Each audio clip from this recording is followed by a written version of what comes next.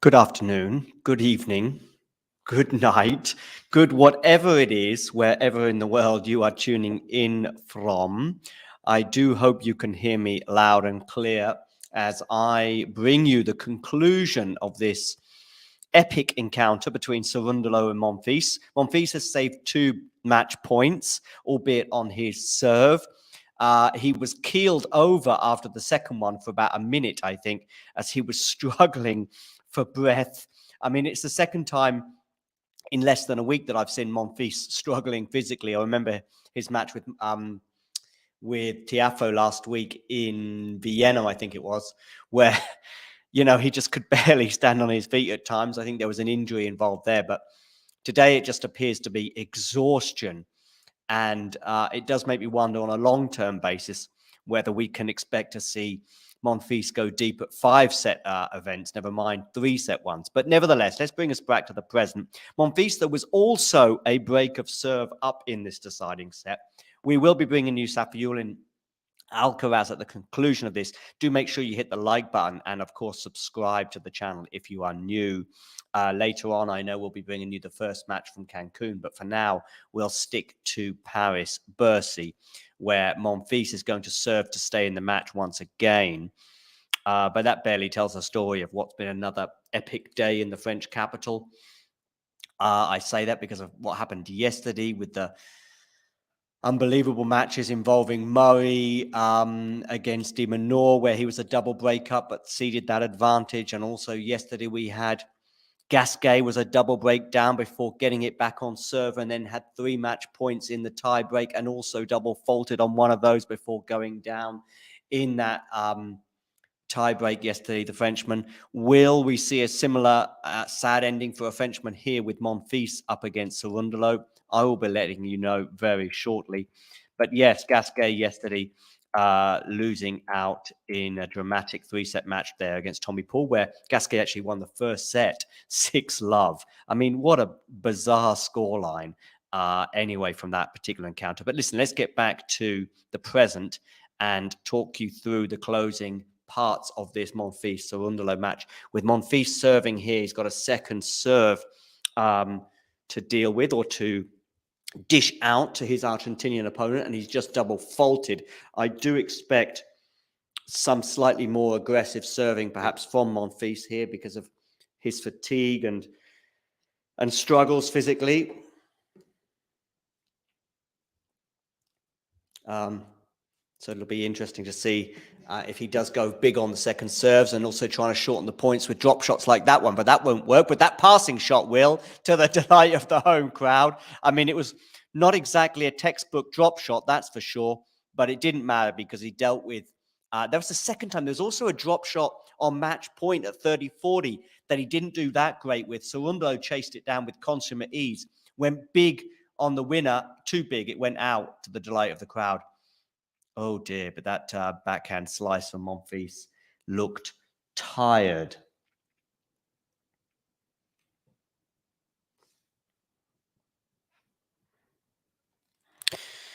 So, 15:30 here.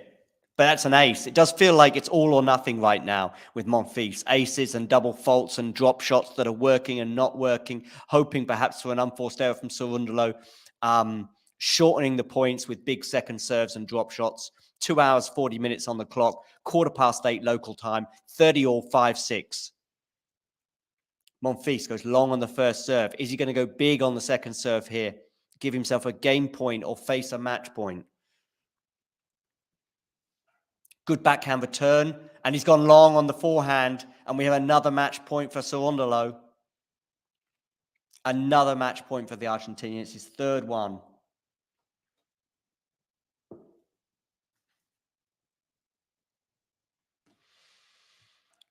Time since the last match. Oh, Monfils had a match point an hour and 12 minutes ago. In the second set, I think that was. Second serve. Is he going to go big on the second serve? It's a match point. It will be risky. Doesn't go too big on it. He's in the point at least. Forehand Monfils.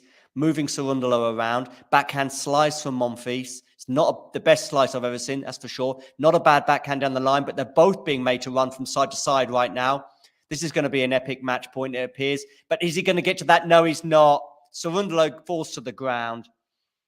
Game, set, match. Cerundolo in 3 sets, the Argentinian wins 4-6, 6-7. No, 4-6, 7-6, 7-5. I'll get there in the end. Monfils and Cerundolo embrace at the net. Well, at least we know now at the conclusion of this particular encounter, we will be getting Alcaraz and Safiullin shortly. I say shortly, it can take a little while because I think this match would count as a day match and the next match would count as a night match. So I think they have to try and empty the stadium as soon as possible.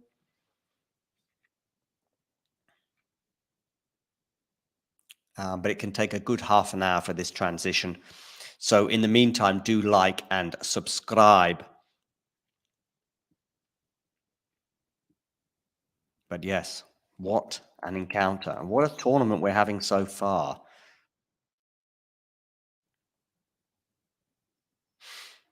Do let me know in the live chat what you've been making of that particular match and this particular tournament as a whole so far.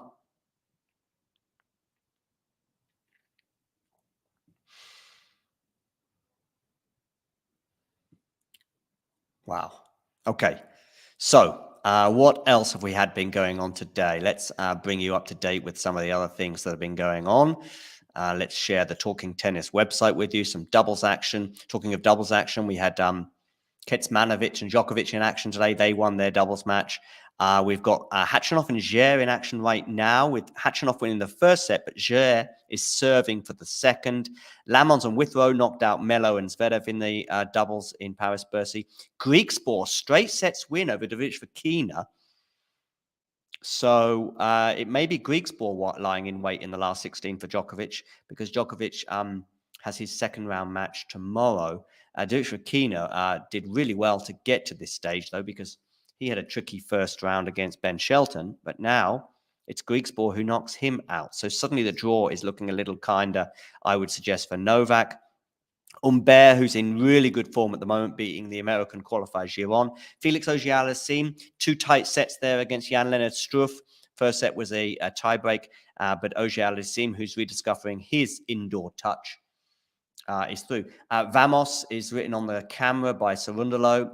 Vamos indeed for the Argentinian. He goes through. Just having a quick look at the stats. Very, very close in terms of winners and unforced errors. 28 winners from Monfils, 29 from Cerundolo. Unforced errors, 43 from Monfils, and Cerundolo actually exceeded his opponent. But of course, the key factor is that despite Monfils having a match point in the second set, and despite him being upper break in the third, Cerundolo emerges the winner, 7-5. So shortly we will bring you Safiullin Alcaraz. That could be in 10 minutes, or it could be in 20, or it could even be 30 minutes, just knowing how long it can take in Paris to get in this indoor environment, to get the ins and the outs. Anyway, so JJ Wolf losing in 3 sets to his compatriot McDonald as well earlier today. Altmaier, that was a really good win for him over Artur Fils. Hurkacz remains in the hunt for Turin after his 3-set win over Sebi Korda, but I think there is a minor asterisk there in that Korda for the last few games was struggling with a wrist injury, which has obviously been plaguing him all year. Fingers crossed that he will be okay. Kecmanovic losing out in a tight match there with Echeverri. Echeverri will now place Djokovic tomorrow after his 6-4 deciding set win there. Zverev also having a 6-4 in the third over the qualifier Fucsovics. That was a tough encounter for Zverev. Zverev, I think, pretty much now guaranteed his spot in Turin along with Tsitsipas. Dominic Thiem, that was last night against Wawrinka. Do let me know in the live chat what you've made of some of these encounters so far, including Dominic Thiem's epic win over Wawrinka. Wawrinka, of course, was serving for the match, had a match point, I believe, as well. Lajovic beating Bonzi as well. Now we're having a quick look at some of those epic encounters we spoke about yesterday. Some of the old-timers of the game, Stan Wawrinka, Dominic Thiem, Andy Murray, Richard Gasquet, all involved in epic encounters. Unfortunately, though, for Wawrinka, Gasquet and Murray, all on the wrong end of defeats. And there we go, Cerundolo Monfils, which we've just had on now. But we wait to bring you Alcaraz against Safiullin. I wonder if it's going to be a tricky encounter, of course, for Alcaraz. He's not played a huge amount since the US Open. Anyway, and what he has played since the US Open, of course, it hasn't really been covered in glory in terms of not winning any event since then, and defeats to Sinner and Dimitrov during the Asian swing, and then one or two injuries as well having to be dealt with. Be interesting to see.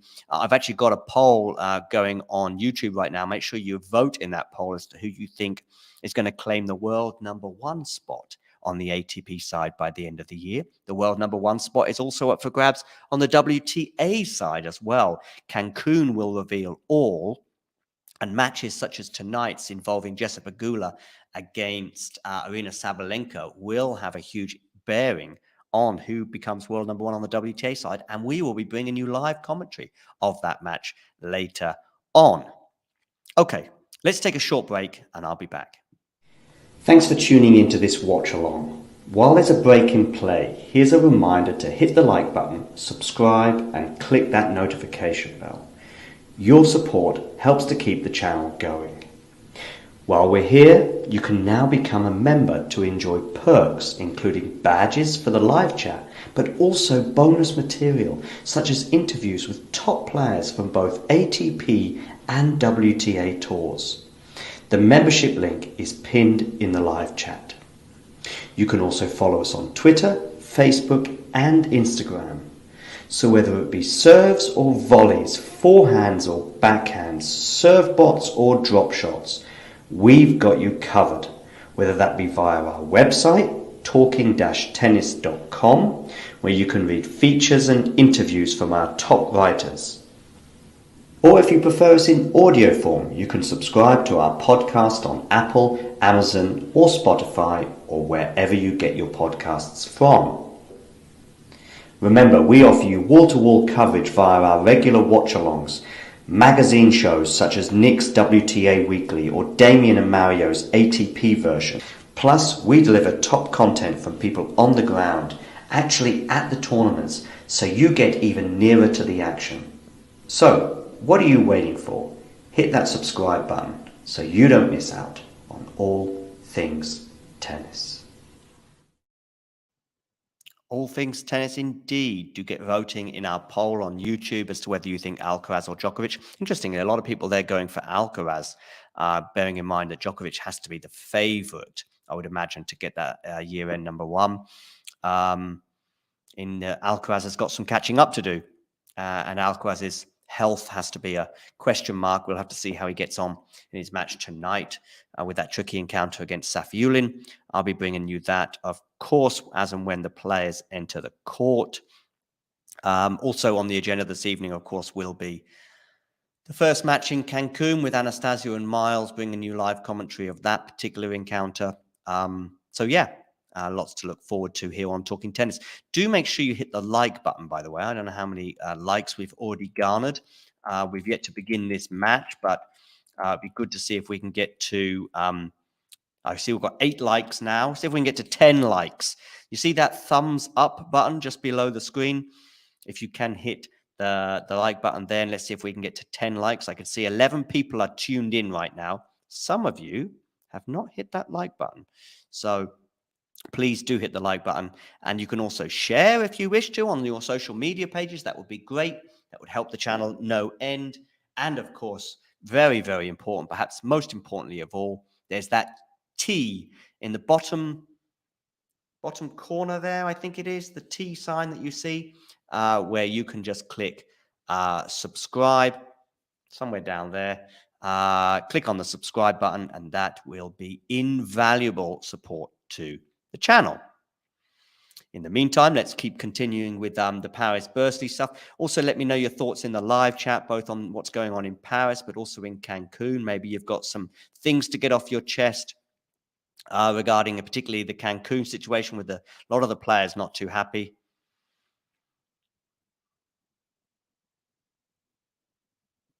I see a tweet here from Mark Petchy. Let's have a quick look to see what he's got to say. At its best, there is no better sport than tennis. At the inflection points of a match like this, and I assume he's talking about the Monfils Cerundolo match that we've just been witnessing. Yes, because just a few minutes ago he tweeted. With a passionate home crowd, it's simply untouchable. But with flares going off all over tennis, such as Cancun, over the balls, neutral Davis and Billie Jean King Cup venues, extra days of very little in Masters events. The sole mission statement of the tour should be to create as many of those moments as they possibly can. Indeed. And I think this would also make me wonder about the 2-week Masters events that they are keen to bring us, but we'll probably talk about that some other time. Let's have a quick look at the poll we've got at the moment. I can see the Alcaraz Djokovic poll for year-end number 1 is closing. Do get in on the action there. And we are still at 8 likes on YouTube. Also, if you're watching on Facebook, you can hit like as well. And do join us in the comment section. Let me know your predictions and thoughts on the upcoming match between Safiullin and Alcaraz. In the meantime, I have Khachanov and Djere on my screen in front of me, with Khachanov serving at 40-15. So they are back on serve because Djere was a break up in this second set. So now, I guess, with this momentum swing, Khachanov probably the favorite to emerge. Khachanov has had a really heavily interrupted second half of the season through injury, which is a real pity because we saw a lot of consistency from him at the slams in Australia and in Paris. And in fact, in Paris, did anyone push Djokovic other than Khachanov? Probably not. Probably not.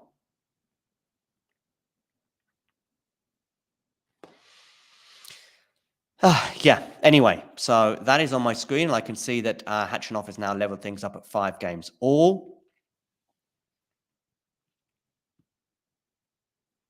What do we think about this Petchy tweet? Do we agree? Do we disagree? Let me know your thoughts. And that poll is just narrowing a little bit. Get voting in the poll if you haven't done so already. I will probably close it and start a new one. Just bring up some of the stats there from the low match. Although the TNNS stats do seem to be a little bit off.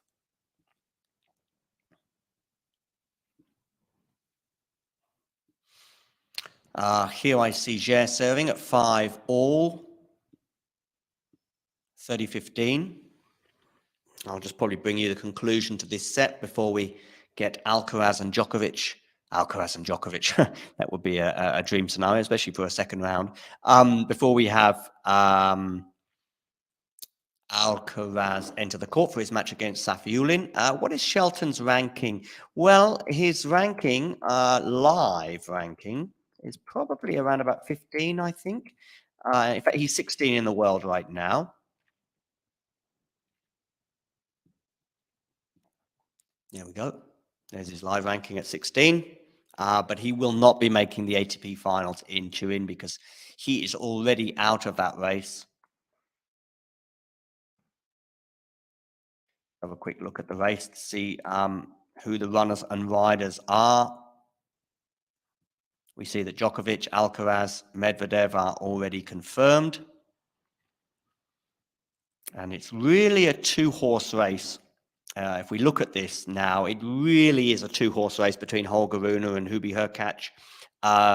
Tommy Paul, Casper Ruud, and Alex de Minaur are not officially out of the race, but probably one win for Holger Rune would put too much gap between him, Ruud, Paul, and de Minaur. Fritz is out of the race because he's out of Paris Bercy. That was one of the biggest stories off the court today, at least. On the men's side, he withdrew with that ab injury that we saw him struggling with at the end of that Baez match yesterday.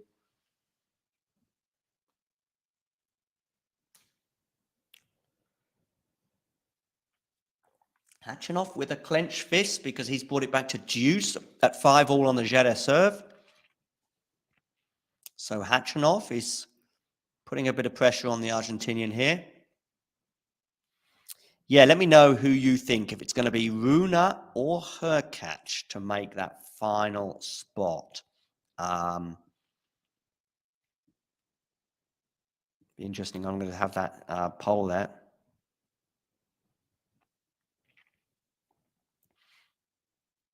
Yeah, Boris Becker did win Wimbledon at 17. I get the impression you're not a Ben Shelton fan. I mean, it's just he's had such a lopsided year. He was fantastic in Australia, sketchy on the clay, but that's understandable. First year on the European clay for him. And then unbelievable from the US Open onwards, really. Winning a 500 recently.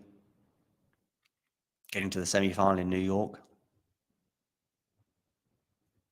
But just ran out of gas in Paris. Seems like you're a Becker fan, Carhand.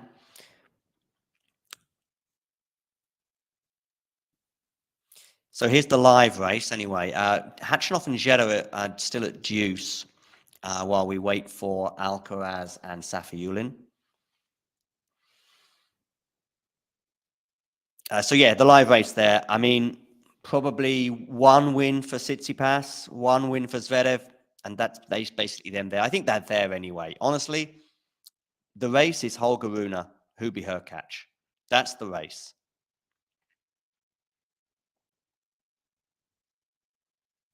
No disrespect for the other runners and riders. As I say, Fritz is out of the race, having pulled out today through injury. I don't know what that says about Sebastian Baez, in that Sebastian Baez couldn't break back yesterday. Oh, we've got a break point here for Khachanov. Break point Khachanov to get a 6-5 lead, and then he will be serving for the match against Djere. Second break point of the game.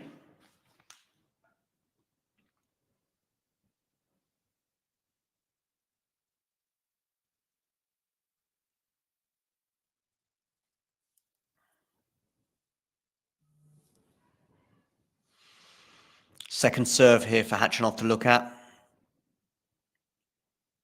Backhand return, Djere forehand, backhand from Khachanov.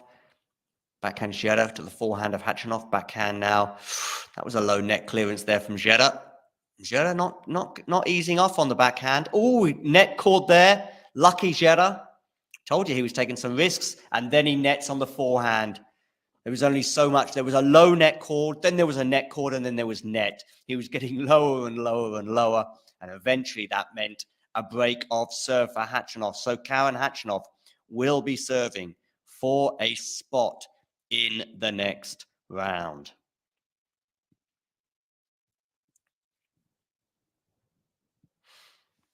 Do hit that like button. On YouTube, hit subscribe. Give us a follow as well if you're on Twitter, Facebook, or Instagram at Talking Tennis TT. We do have lots of content on those 3 pages. Stuff that doesn't always appear on YouTube. So give us a follow and a like on those at Talking Tennis TT, and you will not miss a single beat of tennis. Khachanov will be serving for a spot in the last 16. And as you can see on the screen, Cerundolo winning that epic encounter with Monfils. Monfils had a match point in the second set, wasn't able to take it. Laszlo Djere, is he going to smash his racket? No, he's not. He did one of those kind of feigned racket smashes where he didn't quite do it in the end.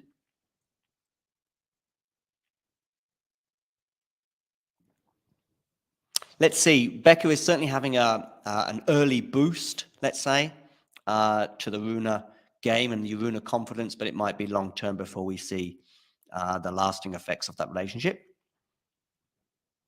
Something I was talking to David Samuel about at the weekend when we were chatting about Emma Raducanu.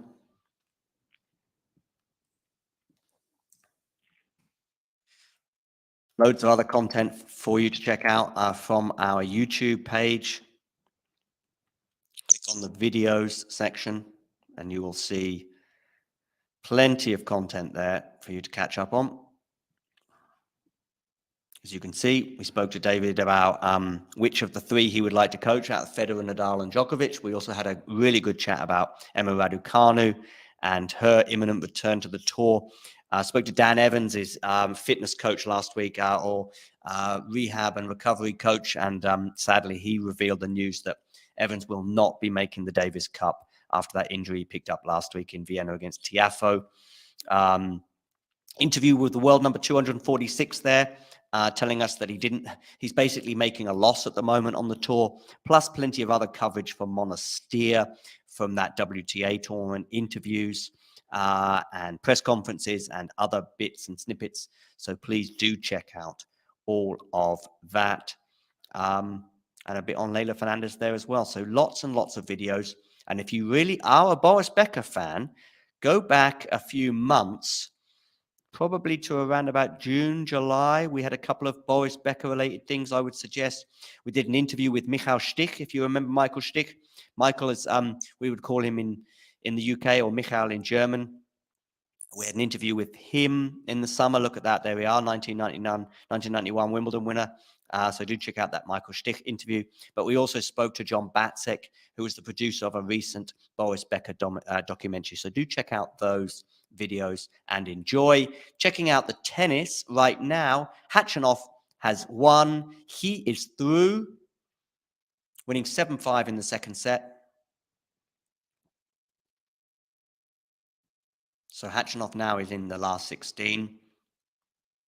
And do make sure you hit the subscribe button as we edge towards 5,000. Well, we're still quite a way off. We're about 3,500 right now, but it'd be nice to get to 5,000 before the end of the year. Let's see if we can do that.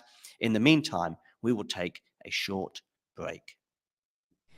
Thanks for tuning into this watch along. While there's a break in play, here's a reminder to hit the like button, subscribe, and click that notification bell. Your support helps to keep the channel going. While we're here, you can now become a member to enjoy perks, including badges for the live chat, but also bonus material such as interviews with top players from both ATP and WTA tours. The membership link is pinned in the live chat. You can also follow us on Twitter, Facebook, and Instagram. So whether it be serves or volleys, forehands or backhands, serve bots or drop shots, we've got you covered, whether that be via our website, talking-tennis.com, where you can read features and interviews from our top writers. Or if you prefer us in audio form, you can subscribe to our podcast on Apple, Amazon, or Spotify, or wherever you get your podcasts from. Remember, we offer you wall-to-wall coverage via our regular watch-alongs, magazine shows such as Nick's WTA Weekly or Damien and Mario's ATP version. Plus, we deliver top content from people on the ground, actually at the tournaments, so you get even nearer to the action. So, what are you waiting for? Hit that subscribe button so you don't miss out on all things tennis. All things tennis indeed. A little bit of doubles action on my screen right now as we wait for Safiullin and Alcaraz, who will be on shortly. Do let me know in the live chat who you think is going to win between Alcaraz and Safiullin. It will be very interesting to hear your thoughts. And of course, do hit that subscribe button. Let's get to 5,000 as soon as possible. Of course, we've only got about 3 or 4 more weeks of tennis with the WTA Finals this week and then Billie Jean King Cup next week. That is pretty much the women's tour done.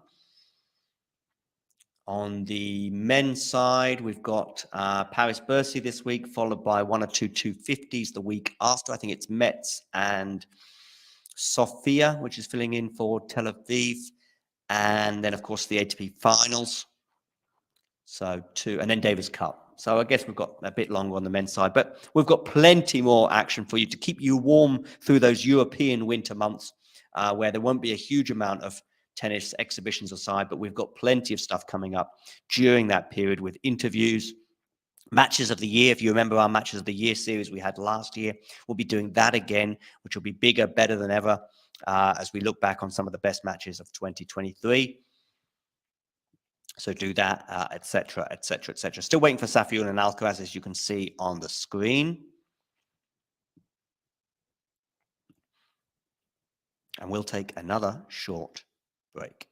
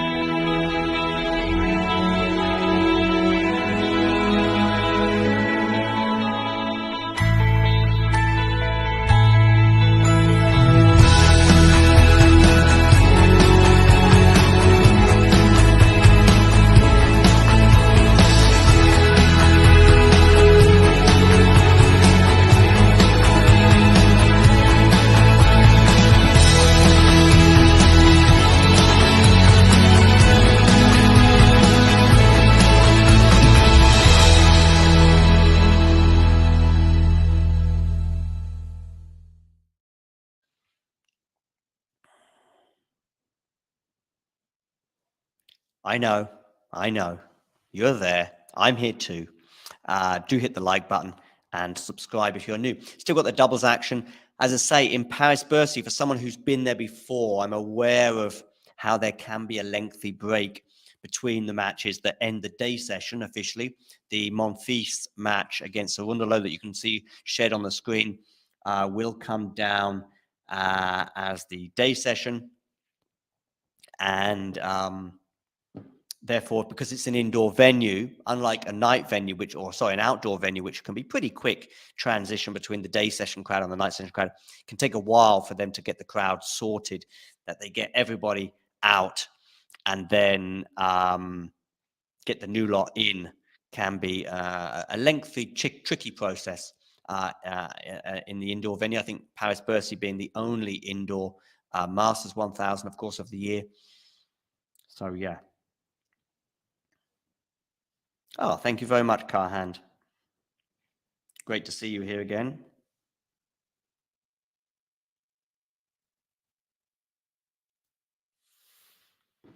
Yeah.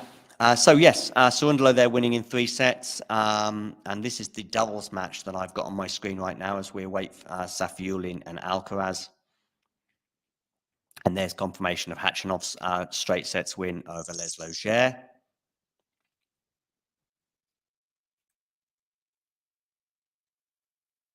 Get that shared on the screen nicely, like so. Oh, I'm glad you like it, Carhand. Here is another one.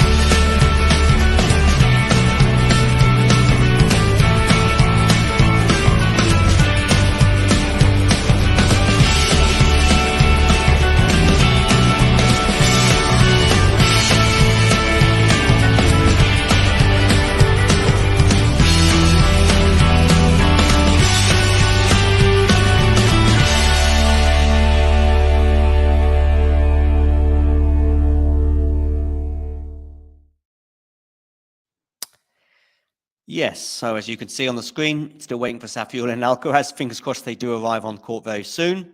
Yeah,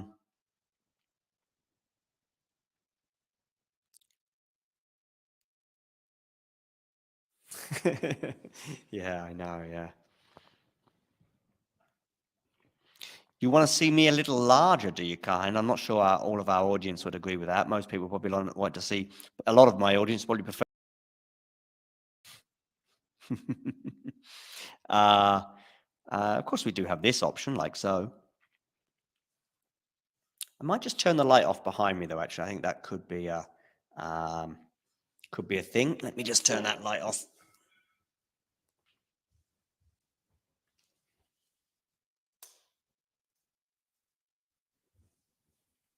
There we go. That way, I just got the light coming from the front. We also have this thing. I used to often have this behind. Let me just try something. If you bear with me while we just wait for the players to get underway. Sometimes I do this.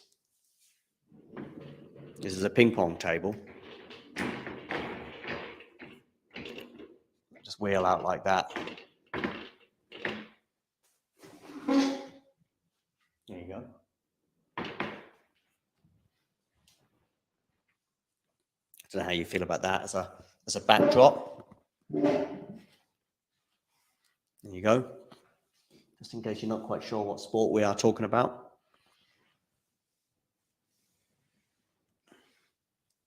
There you go. Oh, how about that? More professional. But the only thing is we're not professional. We tried to be engaging, but I'm not sure if we're professional. There you go. Tennis, ladies and gentlemen. Talking tennis. Hit the like button and do subscribe. I just need to rest my voice a little bit more. Let's have a quick look at some Roger Federer slices. Ready. Play.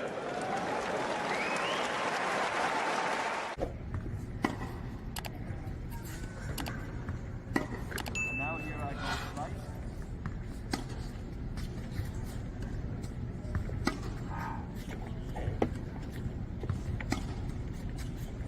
This is normal flat. You see, sometimes you don't actually. Sometimes you don't. And now here I go slice.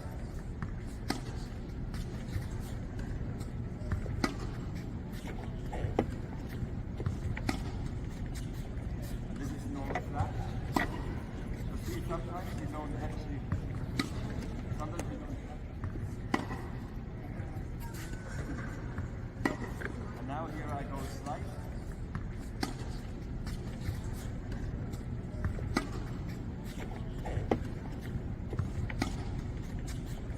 This is normal flat. You see, sometimes you don't actually. Sometimes you don't. If you enjoyed this video, make sure you hit that like button. Don't forget to subscribe and click that notification bell so you don't miss out on all things tennis.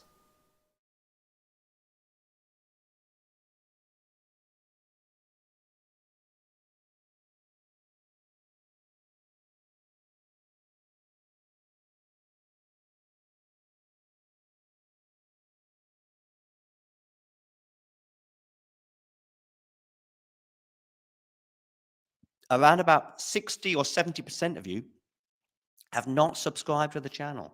I'm sure Carhand, you have subscribed. So please, everybody else who's tuning in, there is a T button in the bottom corner that you can see. Click on that T and hit subscribe. Carhand, your opinions are extremely welcome. And we like to mix things up. Sometimes I put myself there. Sometimes I put myself here. Sometimes we do this as well. All sorts of variations on here, all of which hopefully can keep some of you happy. That's for sure. Cool. Yeah, so back to the live race. Hurkacz and Holger Rune is pretty much a two-horse race. Holger Rune, for me, is the hot favorite there because Hurkacz has some catching up to do, let's say. Hurkacz probably has to go 2 rounds further or 2 results better than Rune. In other words, a Rune semi-final will basically mean there's nothing Hurkacz can do. Or perhaps a Rune semi-final would mean Hurkacz would have to win the title, something like that. And a Rune quarterfinal, which I think is probable, where he would potentially meet Novak, would also probably be enough for Rune to seal it. And I think with Hurkacz's condition right now, he's played so much tennis. We saw him today in that 3-set win over Korda. He was also struggling physically at times in that match. He's played so much tennis. He's got to play again tomorrow. And there's no guarantees that he'll win that encounter. Of course, Holger Rune, by the way, who's also in action tomorrow, up against Dominic Thiem. I think that's going to be a really interesting match. Yeah, so Hurkacz is going to play Bautista Agut tomorrow. So who knows how that will end up. There's also that as well, option. Or this one too. Cool. Yeah, Rune plays against... Hi, Terry. Nice to have you aboard. Terry, please hit the like button if you haven't done it already. So Holger Rune is playing Dominic Thiem. Yeah. That's the next match for Dominic Thiem, and that's who Holger Rune will be playing. That's tomorrow. Djokovic is going to be playing, I think, Echeverri. I can finally see Safiullin and Alcaraz on my screen. It's their first match. So it's their first head-to-head, if you like. So their head-to-head is 0-0. Alcaraz is in a new outfit. So There you go. How about that?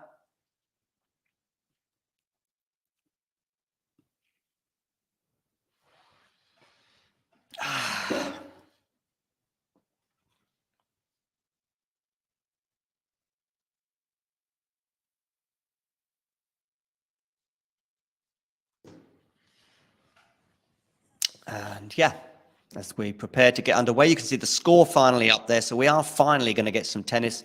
A good 40 minutes, maybe even a bit longer, since the conclusion of Monfils and his defeat against Cerundolo. And for those of you wondering, well, why does it take 45 minutes for one match to end and another one to begin? Often it's sort of a lot less than that. Normally, when players leave the court, the next players enter, and then there's like a bit of a 10-minute. Often a typical amount between matches would be a 20-minute gap, I would say, from one match ending and the next one actually beginning. Well, first of all, you have the complexity of having a day session and a night session. So if you think about tournaments such as Roland Garros, where they do the same thing, can be a little bit longer. But let me tell you this, indoor arenas where there's just 3 courts and around about 20, 30,000 people, it's a lot more complex. I remember last year myself being there at this exact juncture as the day session was finishing and the night session beginning. Let's just say it was a complex procedure and therefore took a while. Anyway, so that's why we've had almost an hour between the two. Thank goodness no one's hurt in Cancun. Yeah, I know what you mean, Terry. I do know what you mean on that front. Bublik Djere as well. That'll come up later on. But yeah, Khachanov beating Djere earlier, straight sets.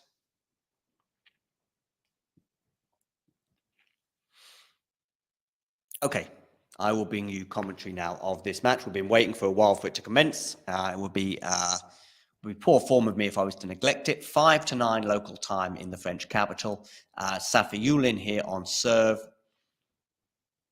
I think it's going to be very interesting tonight to keep an eye on Alcaraz, to just see what kind of condition the Spaniard is in and whether he is a bit rusty after playing 2 tournaments, I guess, in the last 6 weeks or so.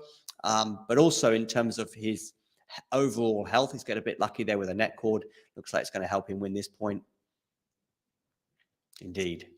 Sticks his hand up, apologizes to Safiullin. But yes, let's keep an eye on his movement. I think probably at times in New York, but especially during the Asian swing, we did see some physical issues for him. That's why he took a break and pulled out of Basel.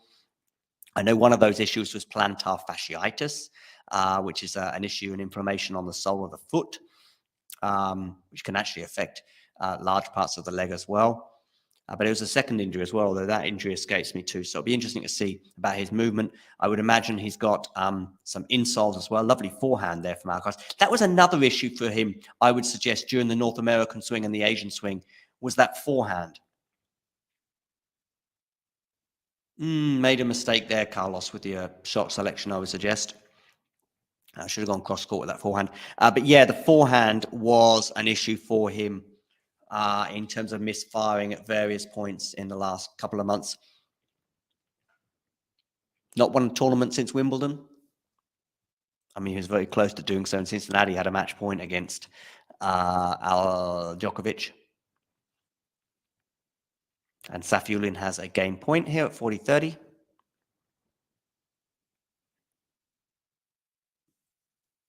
Yeah, I think so, Terry.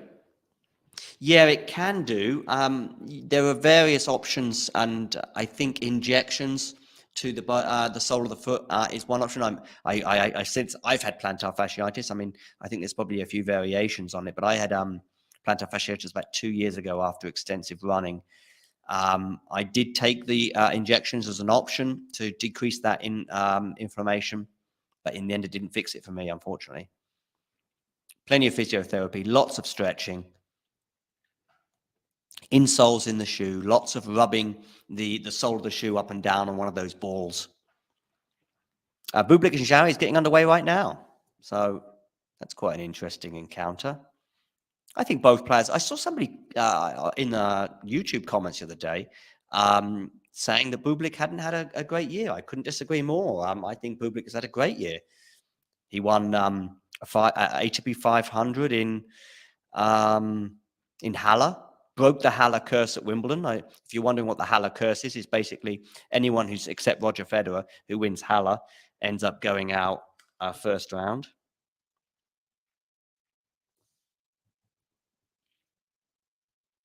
And he broke that.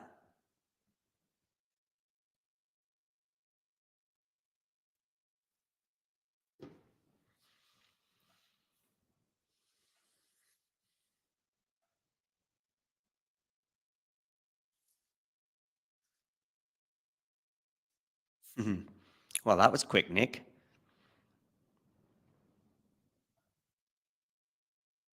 You had plantar fasciitis too. Okay. Are you ready to come in, Nick? Give me a thumbs up. All right, there we go. Hey, Nick, how you doing? You're probably right. It won't be done by 9 o'clock UK time, but you never know. I did a match last night between Sebastian Baez and Fritz that was done in about an hour. Yeah, probably. But, let's give our viewers the time to get used to my face. If they go away, come back and find that, like, oh, John's regenerated. Yeah, I know. It wouldn't be an improvement either.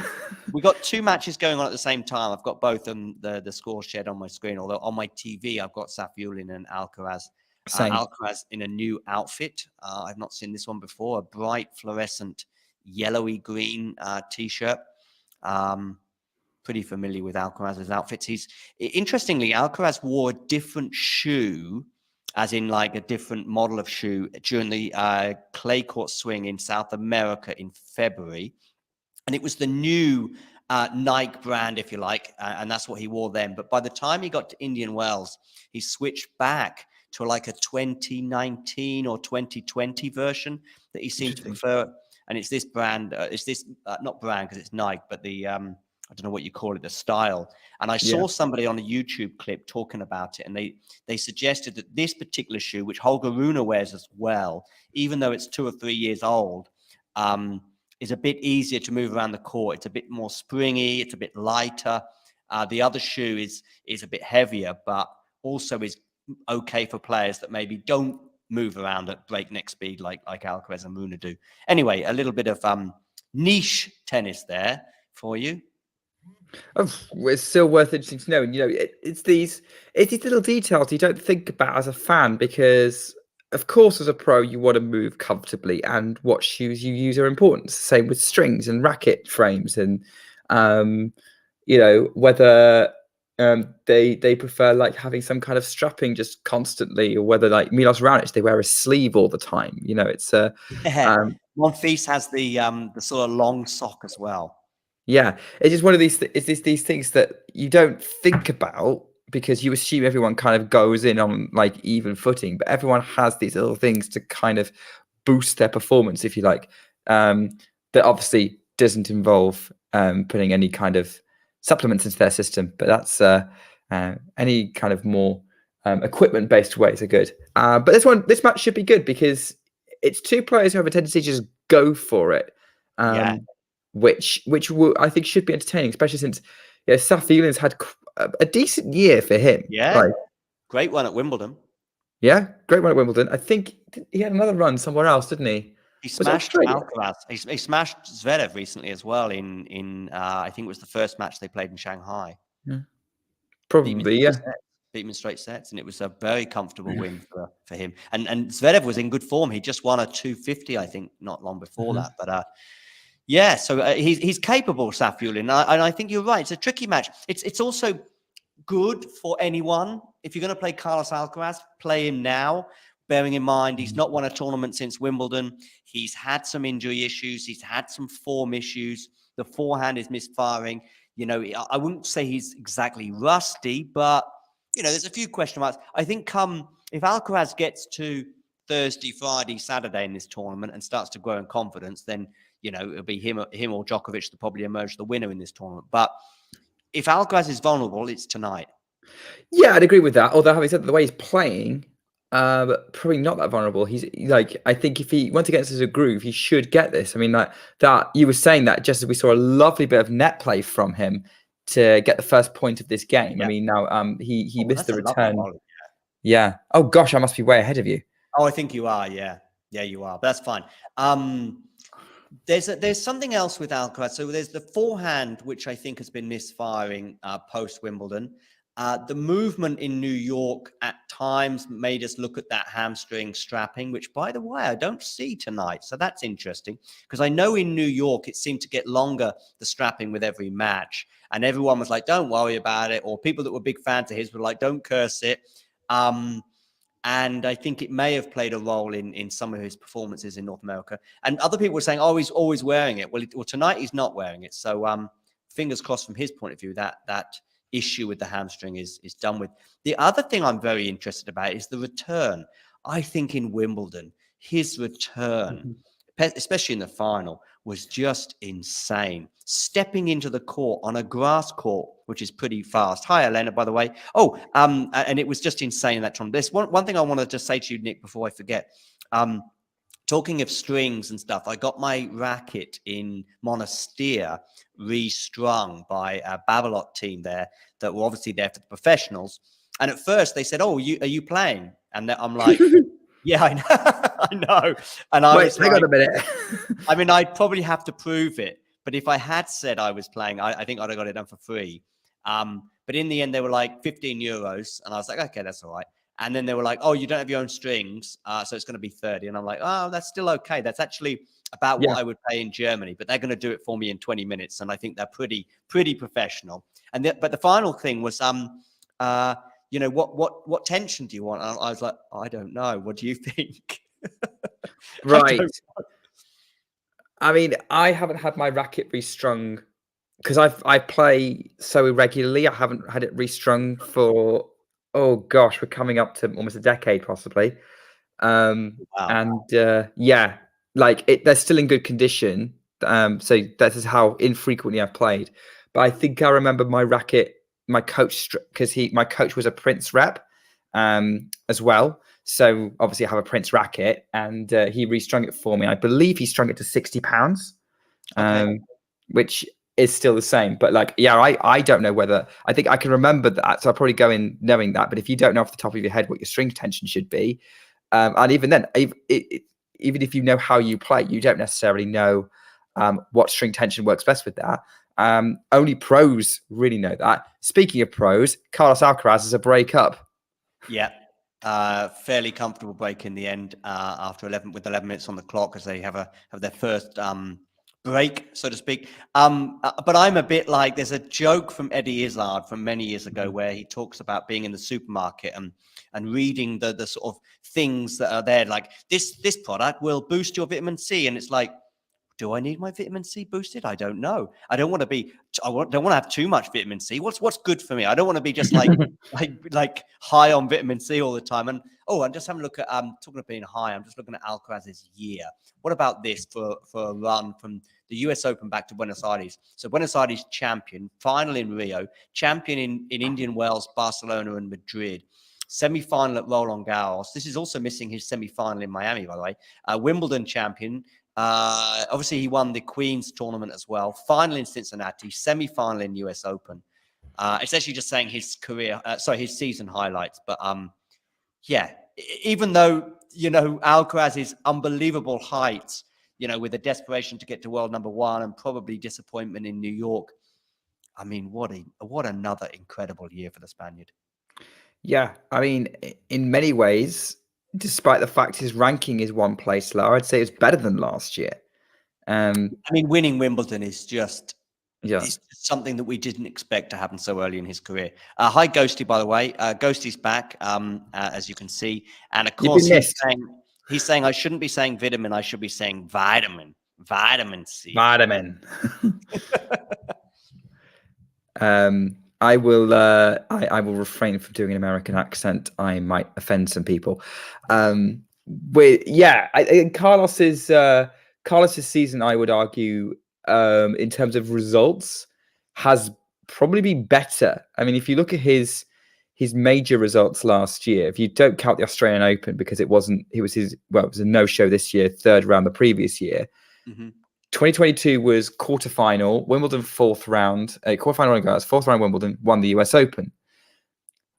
The other three tournaments, Roland Garros, Wimbledon, US Open, he reached the semi-finals at least in all of them, at least. This year, this year. Yeah. He has won several Masters 1000s. He's been pushing Novak Djokovic, where they didn't really clash apart from in Madrid in 22. So I would say this has definitely been a brilliant year. The only reason that Alcaraz is number 2 at the minute is because Djokovic has won 3 slams.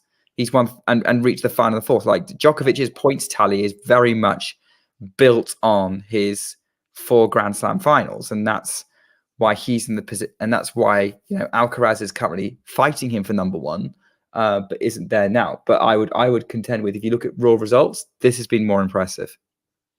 What I was going to say about there is a question mark for me though, which I'm sure he'll dispel very soon, as he has done with pretty much every other question, is just indoors hard. We just don't know.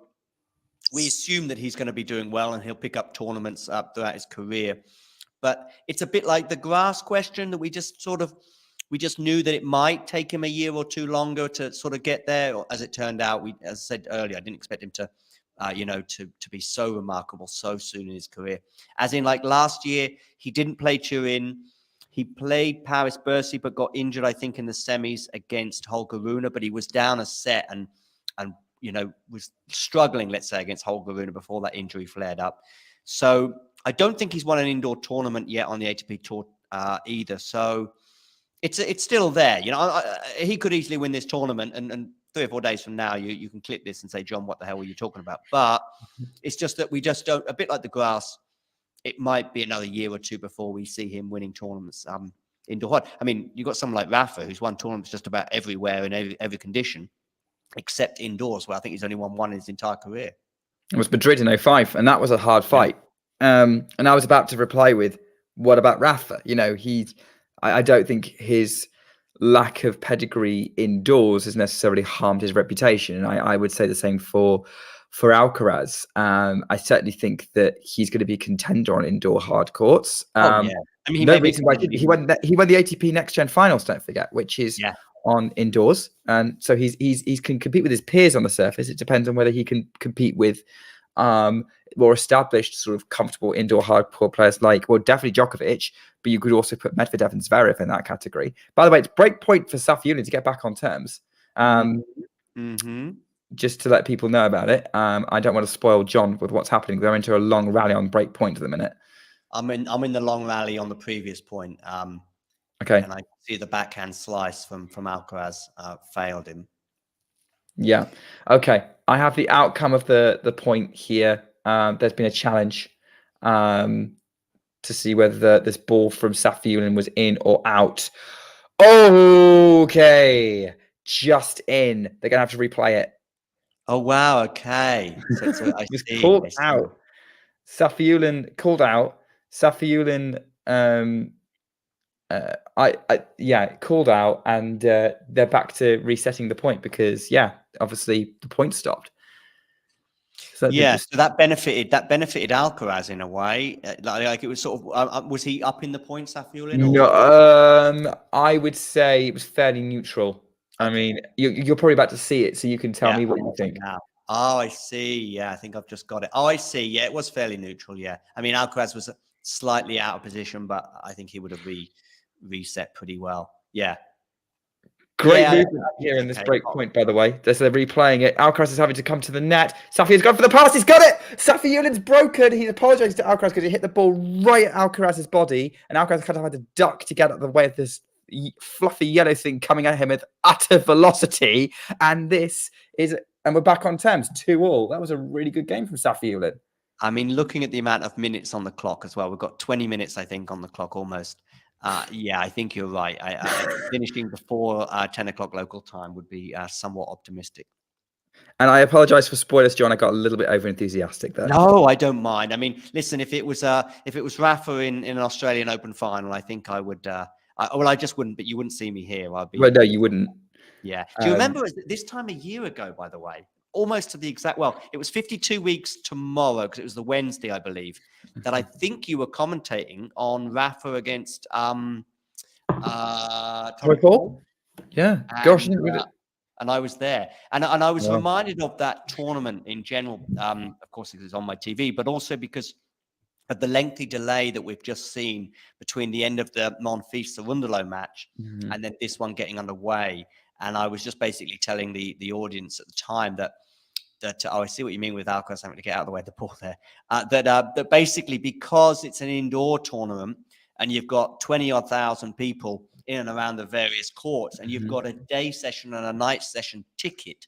So if you've got the day session ticket, they want you out, and if you've got a night session ticket, they want you in. But it just takes a long time to get that gap. Outdoors, Roland Garros has the same thing, but they can pretty much get it done and dusted in 20 minutes. Same for Australia and the US, right? Yeah, I think so. Yeah, Wimbledon, no. I think Wimbledon. No, there's no night session tickets at Wimbledon. If you've got a centre court ticket, you're there for the day and night, right? Yeah. Well, there's no night session, so yeah. Yeah, but it's at night time. But yeah, I know what you mean. There's no official change between the two. But in those other three tournaments, basically you're sort of marshaled out. And even like other time events like Indian Wells or Miami, they have those sessions, and I think we've talked about this before with the Paris venue. I would imagine that because it's quite condensed, really, from what I've seen on pictures. I've not actually been there myself. I think you have. There's going to be an additional challenge of getting people filtered in and out because of, well, the capacity is just so much smaller. It's just one building indoors on a Paris street compared to this massive complex with multiple courts around in a lot of the places we've just mentioned. So it's no wonder there's been a bit more of a challenge around that. I was checking my app to see when's this match going to start. But yeah, this would be I think I can see why it'd be a problem, which is probably why we're seeing so many late matches in Paris. I mean, I couldn't watch Wawrinka versus Thiem because I was, I'd already spent a lot of my awake energy on watching Swiatek versus Vondrousova. And probably a good thing I didn't because it finished like 2:30 in the morning. But yeah, I wouldn't be surprised if we had some more late finishes this week. Yeah, I mean, I think Team Wawrinka got underway. The first point was about 5 to midnight last night and finished at 2:22 a.m. Wawrinka on the wrong end of a very close match there. Team, I saw him taking the court looking fairly lethargic. It looked like he was off to bed rather than beginning a match on centre court as he sort of slumbered his way onto the court at 5 to midnight. So yeah, but there's been some great matches with some of the classic players from the tour over the last 20 years in terms of Andy Murray. Let's not talk about that match too much in terms of him blowing a 2-break advantage before losing to his nemesis de Minaur. We had Gasquet trying to recover a 2-break deficit and almost pulling it off. In fact, having 3 match points in the tie break. And unfortunately, double faulting, I think, on the final match point there before losing. So we had Gasquet losing, Murray losing, and Wawrinka losing as well after serving for the match at 5-4 and having a match point, I think, as well. So Gasquet, Murray, and Wawrinka, the flickering light on their candlelit careers. Speaking of candlelit careers, you'll probably see this in a minute. So they've got some pictures of some Halloween pumpkins on display at the venue, which is lit by candles, which is entertaining. But one of them says, "I heart Nick," and I'm like, why is that there? Why is Nick Kyrgios isn't playing? And I doubt the Talking Tennis community's put out a message especially for me. So that's an interesting choice of name there. NIC, is it spelled the same way as yours? Yeah. Yeah, Nick Kyrgios. Yeah, so there's Elena talking about. I don't know if she's yeah. Is Nick Kyrgios with a C or is it without a C? It's with a C. Okay, but I mean, Nick Kyrgios hasn't been sitting on a tennis court for about a year. I wonder if it's Nick Djere. I wonder if it's Nicholas Djere. Oh, maybe, yeah. I didn't know he was shortened his name, but that would make some sense. I mean, somebody might be, and that's on the court that Nicholas Djere is playing on, or is it on centre court? I don't know. I just saw a picture of it on my screen. Elena could probably tell us. I see it now. Yeah. Okay. Well, there is a name for the devil, which I think is Old Nick. That's not something I really want to be associated with. No, I know. But Yeah, I I am just aware of thought, it, yes. well, I should have got a picture of actually, and then I could have posted it on social media. But I mean, yeah, maybe it's Nicholas Jowie. I mean, Nicholas, his name doesn't have a K in it, and I don't think it's very often abbreviated in Spanish. But I mean, it could be written by anyone, so who knows? But I don't know if that's Nicholas Jowie. I've got no idea actually. I mean, maybe it is you. Maybe If there's a message I from was Nick there, Carter. yeah. So of course tonight is Halloween. By the way, I forgot. I kind of forget about it because I'm working a night shift tonight. So it's it's kind of, but we don't really have trick or treat in Germany, at least to the best of my knowledge. And I'm not on the street right now, so I'm not really seeing all the festivities. But tomorrow is a public holiday in Germany, so I'm sure if I did just wander out, which occasionally I do, I've got a few kiosks near me that are open pretty much till the early hours of the morning. And if I have a need for chocolate, which I do have actually quite frequently, Pretty frequently, probably. I do nip out and get some chocolate sort of around about midnight, 1 o'clock. And if I do it tonight, I'm sure I'll see some revelers out having fun. Yeah, because it's All Saints Day tomorrow, isn't it? Yeah. And a lot of countries outside the UK will have public holidays on random days throughout the week. The UK decides to always put them on Fridays or Mondays. So you have for example, the 1st of May bank holiday in the UK will always be on the Monday, I think, immediately afterwards. Whereas other countries, particularly in Europe anyway, with if the 1st of May falls on a Thursday, that's the public holiday day. Interesting. But the UK wants to sort of make it, but what happens throughout the rest of Europe is that people start taking longer weekends, because if it falls on a Thursday, they just take the Friday off and have what they call the bridge. They say the bridge, where they make the bridge over to the weekend and have a long weekend. And even the ones that do work are kind of in relaxed mode, if you like, because half the office is away. So the UK, with a slightly more business orientated mentality, says, nope, we're not having that. So it'll always be on a Monday, pretty much.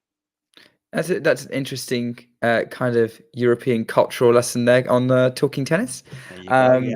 But absolutely fascinating. Yeah, I mean, Halloween, obviously bigger deal in the UK, probably even bigger deal in the US. But actually, not many people are making much of a fuss about it this year. I don't get any trick or treaters on my street. I know that. I don't really get many families. But yeah, it's interesting. I'd say definitely it's the US where Halloween is a big deal. Here we're just sort of, I mean, there's been a lot of conversation about work about how long it is still till Christmas, more or less. That's what people get more excited for. And I Ghosty's bringing us some baseball chat, I think. I'm going to say it's baseball, yeah. Susas or the Sours, Elena. So Elena is telling us, okay. Yeah, in Spanish, by the way, it's called truco or trato, which is not exactly the same. Truco is trick, trato is deal. So it's trick or deal in Spanish. Oh, interesting. But it sounds, but people think that trato it sounds like treat. So they've gone for trick or deal, and it is kind of like a deal.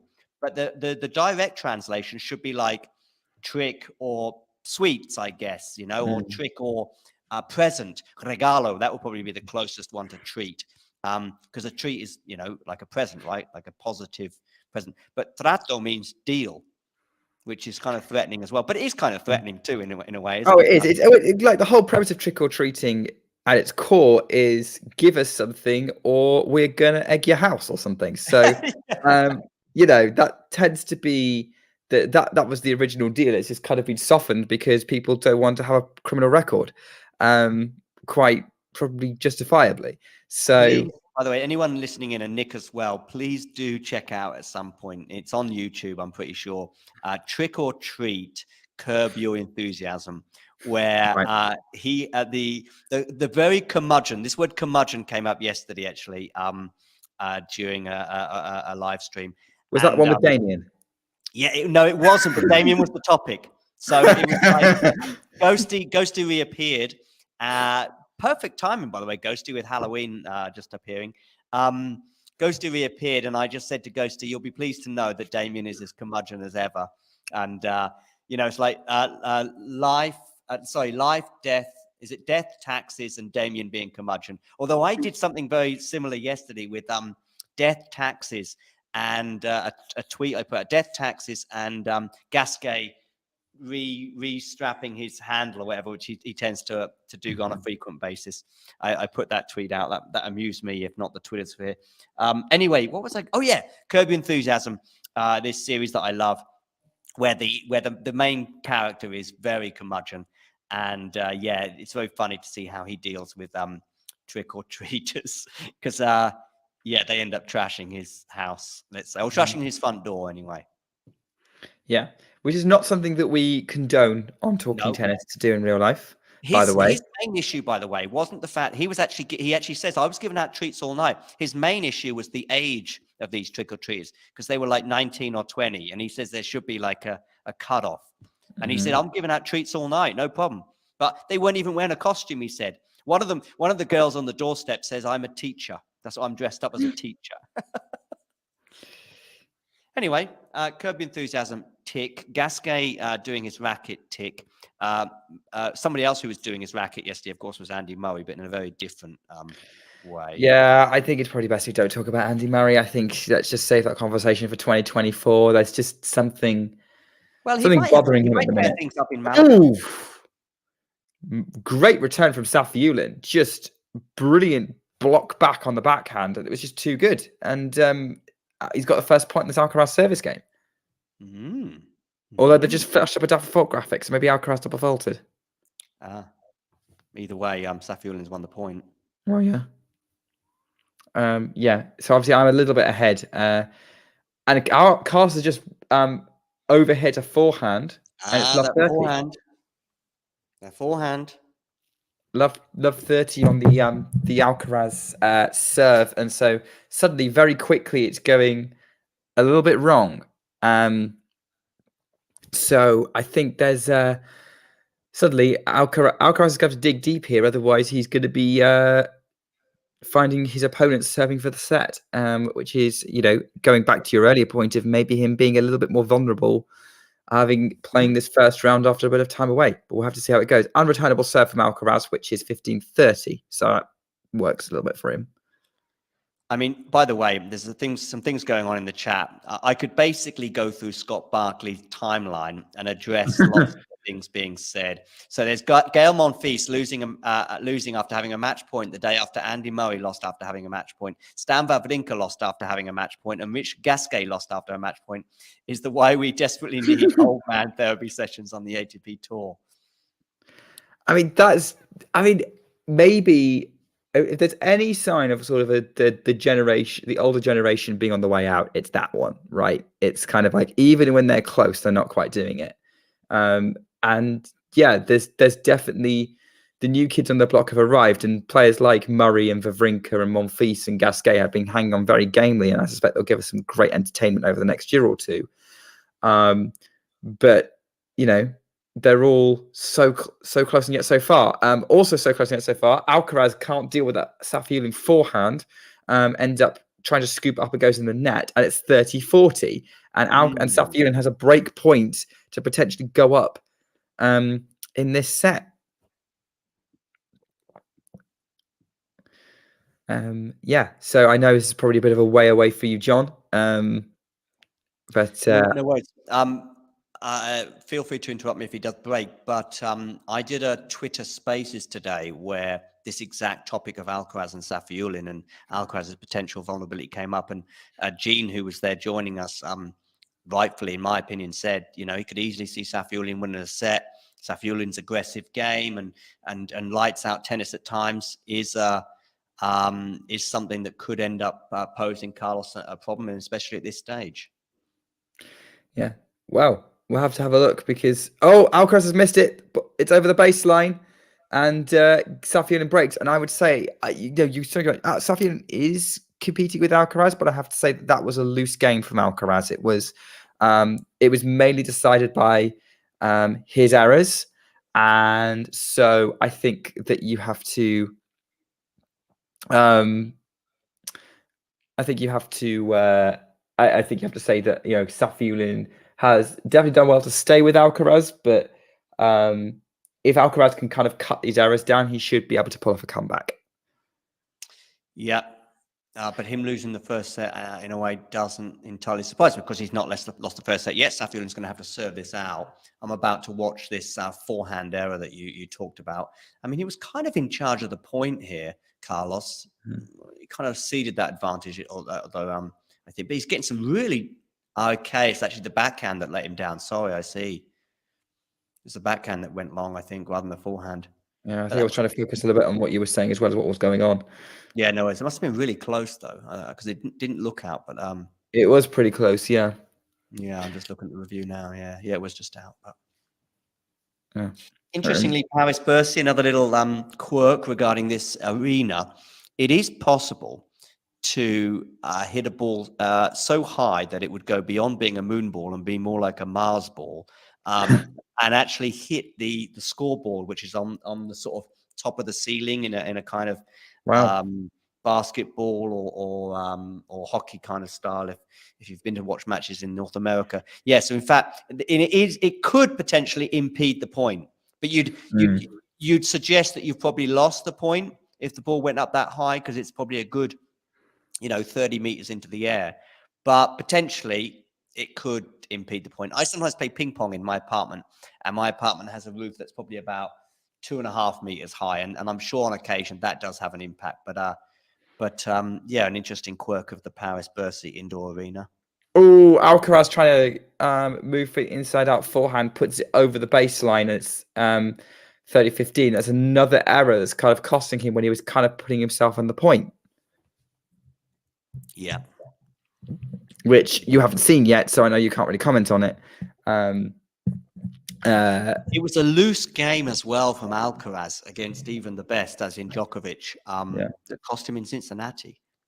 Yeah, and they just showed up a graphic. Baseline points 1, Safiullin 15, Alcaraz 7, which is interesting, I think, because that's not necessarily the way around that you would expect. But clearly, Alcaraz very early on was trying to come to net. He's not been doing that so much recently.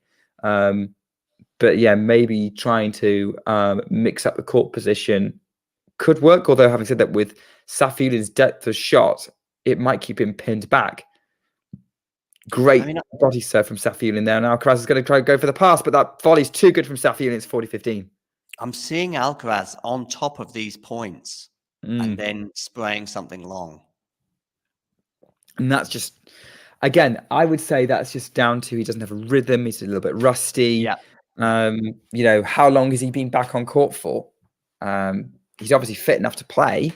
But clearly being on court is a little more of a challenge. Has Novak played today?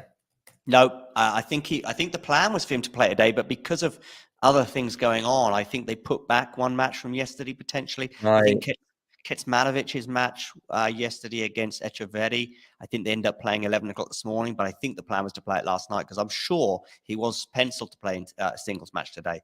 But no, Novak will play tomorrow now against Echeverri because he beat Khachanov. And Safiullin's just sealed the set, 6-3. Alcaraz is going to have to pull off the comeback. He's going to find it. If this isn't going to give him rhythm, I don't know what is. And I mean for the rest of the tournament if he wins it. There was a lovely volley there from Safiullin at 30-15, by the way. Yeah. I think I commented on that, but that was I don't want to make it all about Alcaraz. I mean, look, Safiullin's hit 9 winners this set, and only 8 unforced errors. He's played really well, but it's quite clear that Alcaraz isn't playing. Alcaraz is kind of playing mid-level, so. That's it's an interesting state of play at the minute. Lovely sort of behind Alcaraz backhand down the line there from Safiullin, and yeah, I mean, I can see Terry suggesting in the chat, Safiullin is not the guy you want to play for your first match back. I a year ago as well, I thought to myself, Tommy Paul, a very different level of form. Tommy Paul a year ago was not the kind of guy that Rafa wanted to be playing as he eased his way back onto the tour after an injury hit sort of July to October period. I mean, also when he was coming back from his Wimbledon injury against Borna Choric in Cincinnati. Those two players, I was thinking, yeah, you want a slightly easier first match to ease your way back on, and I feel the same about Alcaraz tonight. Yeah, I think it's very true. Eleanor's saying that apparently Djokovic played doubles tonight, which actually, yeah, he did. I remember the thing on Twitter actually because he ended up on court 2. Yep, he won his doubles alongside Kecmanovic. Yeah. So okay, so I saw Van tweeting about the outfit as well, so I'll bring that up on the screen. Was that the Halloween thing, the mask? No, but that's quite funny too. Yeah, I don't know what was really special about that outfit, to be honest. This is the Djokovic outfit. Oh, okay. People just sort of giving it a lot of love. I can see why. It's standout. It's a bit different as well. Great bit of insight from Vegas as well. I kind of I think there's something that's worth noting. Yeah, without making this too much about Alcaraz.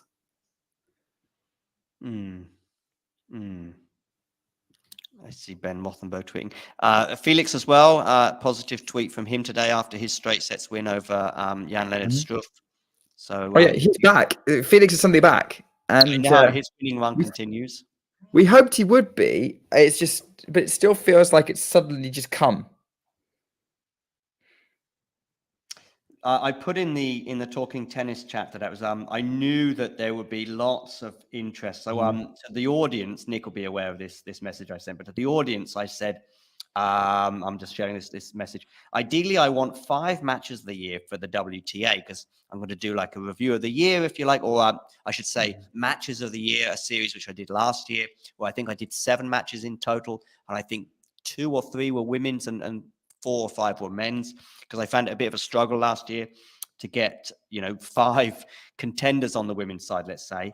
Whereas this year it's the complete opposite on the women's tour, where I wrote down Arena Elena, Rebecca in Australian Open final, Sabalenka, Swiatek. You had about 8 matches on that list. 1, 2, 3, 4, 5, 6, 7. 7 yeah. Matches.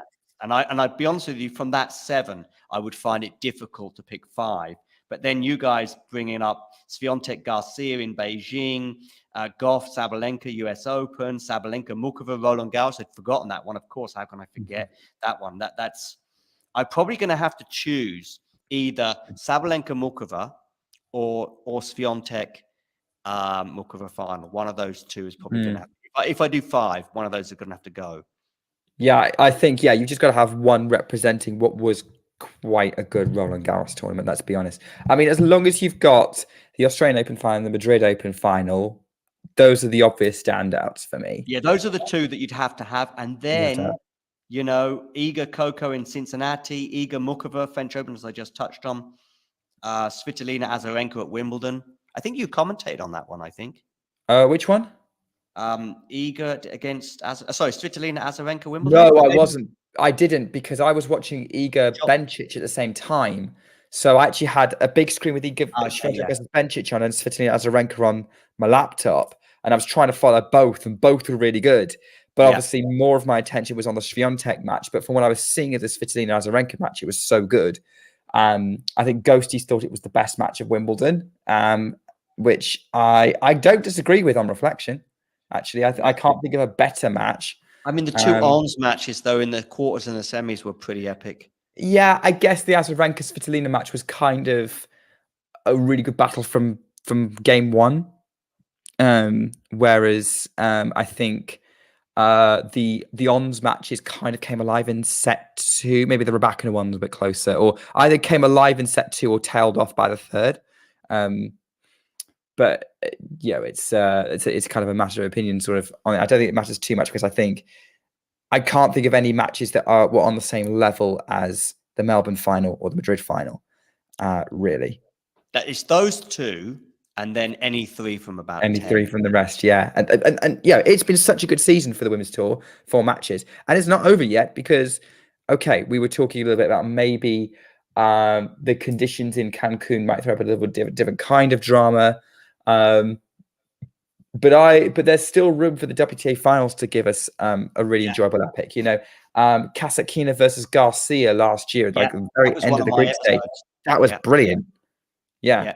In the matches of the year last year, that was one of my matches of the year. I did a show with Blair Henley about that. And of course, ironically, Blair Henley's going to be our guest on Monday. Which I'm very excited about because I've never actually spoken to her before. So that's going to be She does exist. She does exist. She does exist, yes. Well, I recently had confirmation that you all existed at Wimbledon. Yeah, right. Yeah. I'm not talking to some kind of AI generated person here. I mean, maybe everyone in the chat it doesn't exist. Maybe all these people in the chat are just AI generations. Well, we know Ghosty's incorporeal anyway. Yeah. Do feel free, of course, to get voting in our poll I have on the year-end #1 race. But of course, by the way, Alcaraz loses today, and I can see he's threatening to break serve right now. Then that pretty much does for his world #1 hopes. Well, it depends on how Djokovic does. Of course it does. And there's that scoreboard, by the way, I was telling you about that's up in the air that sometimes the ball hits. Yeah, which I've got on my screen now. So I don't know if you've caught up or something or I've slowed down, but there's been a massive break in play and I don't know why. I could see the umpires on his microphone. It's love 30, right? On your screen? Yeah, love 30. Terry's saying there's an issue with the lights. Oh, okay. And I think that has been an issue in the past as well. Ons versus Sabalenka asking for me to co-host that one. Eleanor, that depends on what time it is. If it's midnight, no chance. Oh, I see. If that's a potential semi or final on Saturday or Sunday, yeah. Oh no, on Sabat. On Sabalenka. When's that? Yeah. That's probably in a couple of days from now. No, because you're right. That's not going to be in. They're not. In Sabalenka is Pegula today. Yeah, they're not in the same group. They have to be a semi-finals or a final. Unless you're talking about reviewing that match of Ons versus Sabalenka as like one of the matches of the year. That's probably what yes, about. That's what she means. That's what she means. Yes. I think you're right. I think if it does come down to that. Yeah, last year I did this sort of strict rule and I decided to stick to it, that I wanted people at the match. But unfortunately, what that meant was that Alcaraz against Djokovic didn't make my match of the year, and really it should, just because I couldn't get hold of anyone who was actually there. Yeah. So I think this year I'll just do whatever, and I'll get people that I think fit the bill. Talking of trying to get things done though, and fitting the bill, perhaps someone's not paying the electricity bill in Paris because there's an issue with one of the lights. I don't know if it's a franc in the meter. Is it the fact that purple light is on and they don't want it on, or they want more purple lights in there? I'm not sure. I have no idea, to be honest. I mean, look, purple light's better than I don't know. I'm going to be talking nonsense. I'm going to stop. I don't know what the exact issue is. Really, but hopefully they get it fairly sorted. Obviously, everyone involved is quite frustrated that there is no play. Alcaraz, especially because he was like looking to try and get up in this set, although he was up in the previous set, didn't quite work. What they could do, right, is they could just do some practice points that don't count. So I think it's the fact that they don't want the purple light on. I think that's what it is. So somebody needs to turn that thing off. Turn it off. Yeah. I don't know if a player mentioned it or it was the umpire that decided to. I don't know. I would imagine it's the umpire. Safiullin looks like he's getting ready to serve on my screen. I saw that too, but then he doesn't serve unless, of course, you're a minute. He's serving now. He's serving now. Put the first serve into the middle of the net. He's serving at love 30, so he's a little bit rusty. He's a little bit off his rhythm, which is probably not what he needs serving at love 30. Second serve, Alcaraz gets the ball in play. Backhand Safiullin cross court. Alcaraz has already reached it because, of course, he's super speedy. Safiullin goes back behind. Alcaraz is scrambling for that one. It lands out 15-30. I mean, it can't be that difficult to turn the lights off. I see Terry there suggesting that's the issue, that they want that purple light out. Yeah. And dare I say, Alcaraz was in the midst of a purple patch. Yes, it's not great for either player, really. Like, it depends on whose rhythm's been most thrown off by that. Server is the one that I guess is most sort of disrupted by. Most vulnerable, but obviously Alcaraz has made some inroads in that game, so he's got a bit of momentum, really. So it's maybe less rhythm, like whether it stops momentum or disrupts the server. Oh, backhand wide from Safiullin. Now Alcaraz has got the 2 break points he was hoping for. At the next change of ends, which will be not this game but the game after, I do want to get just a brief, we'll have a brief 2-minute chat about WTA Finals. Yeah, that's fair enough. I think we can do that. Obviously, I know you keep asking me to do odd little bits for it. I know timing, of course, is terrible for you. I know. Well, it's not just that. You know, I don't want to necessarily appear on every single match. You know, other people deserve to talk about the WTA. But yes, I mean, I'm up for doing. I'm definitely up for being on streams upcoming. But I think Anastasia and Miles have got us covered coming up, which I think we should be very excited about. Yeah, true. I don't know whose match is first on tomorrow. Pegula is first today. And oh yeah, don't know. Don't know. Well, I imagine I can't do tomorrow anyway, so it's fine. Trying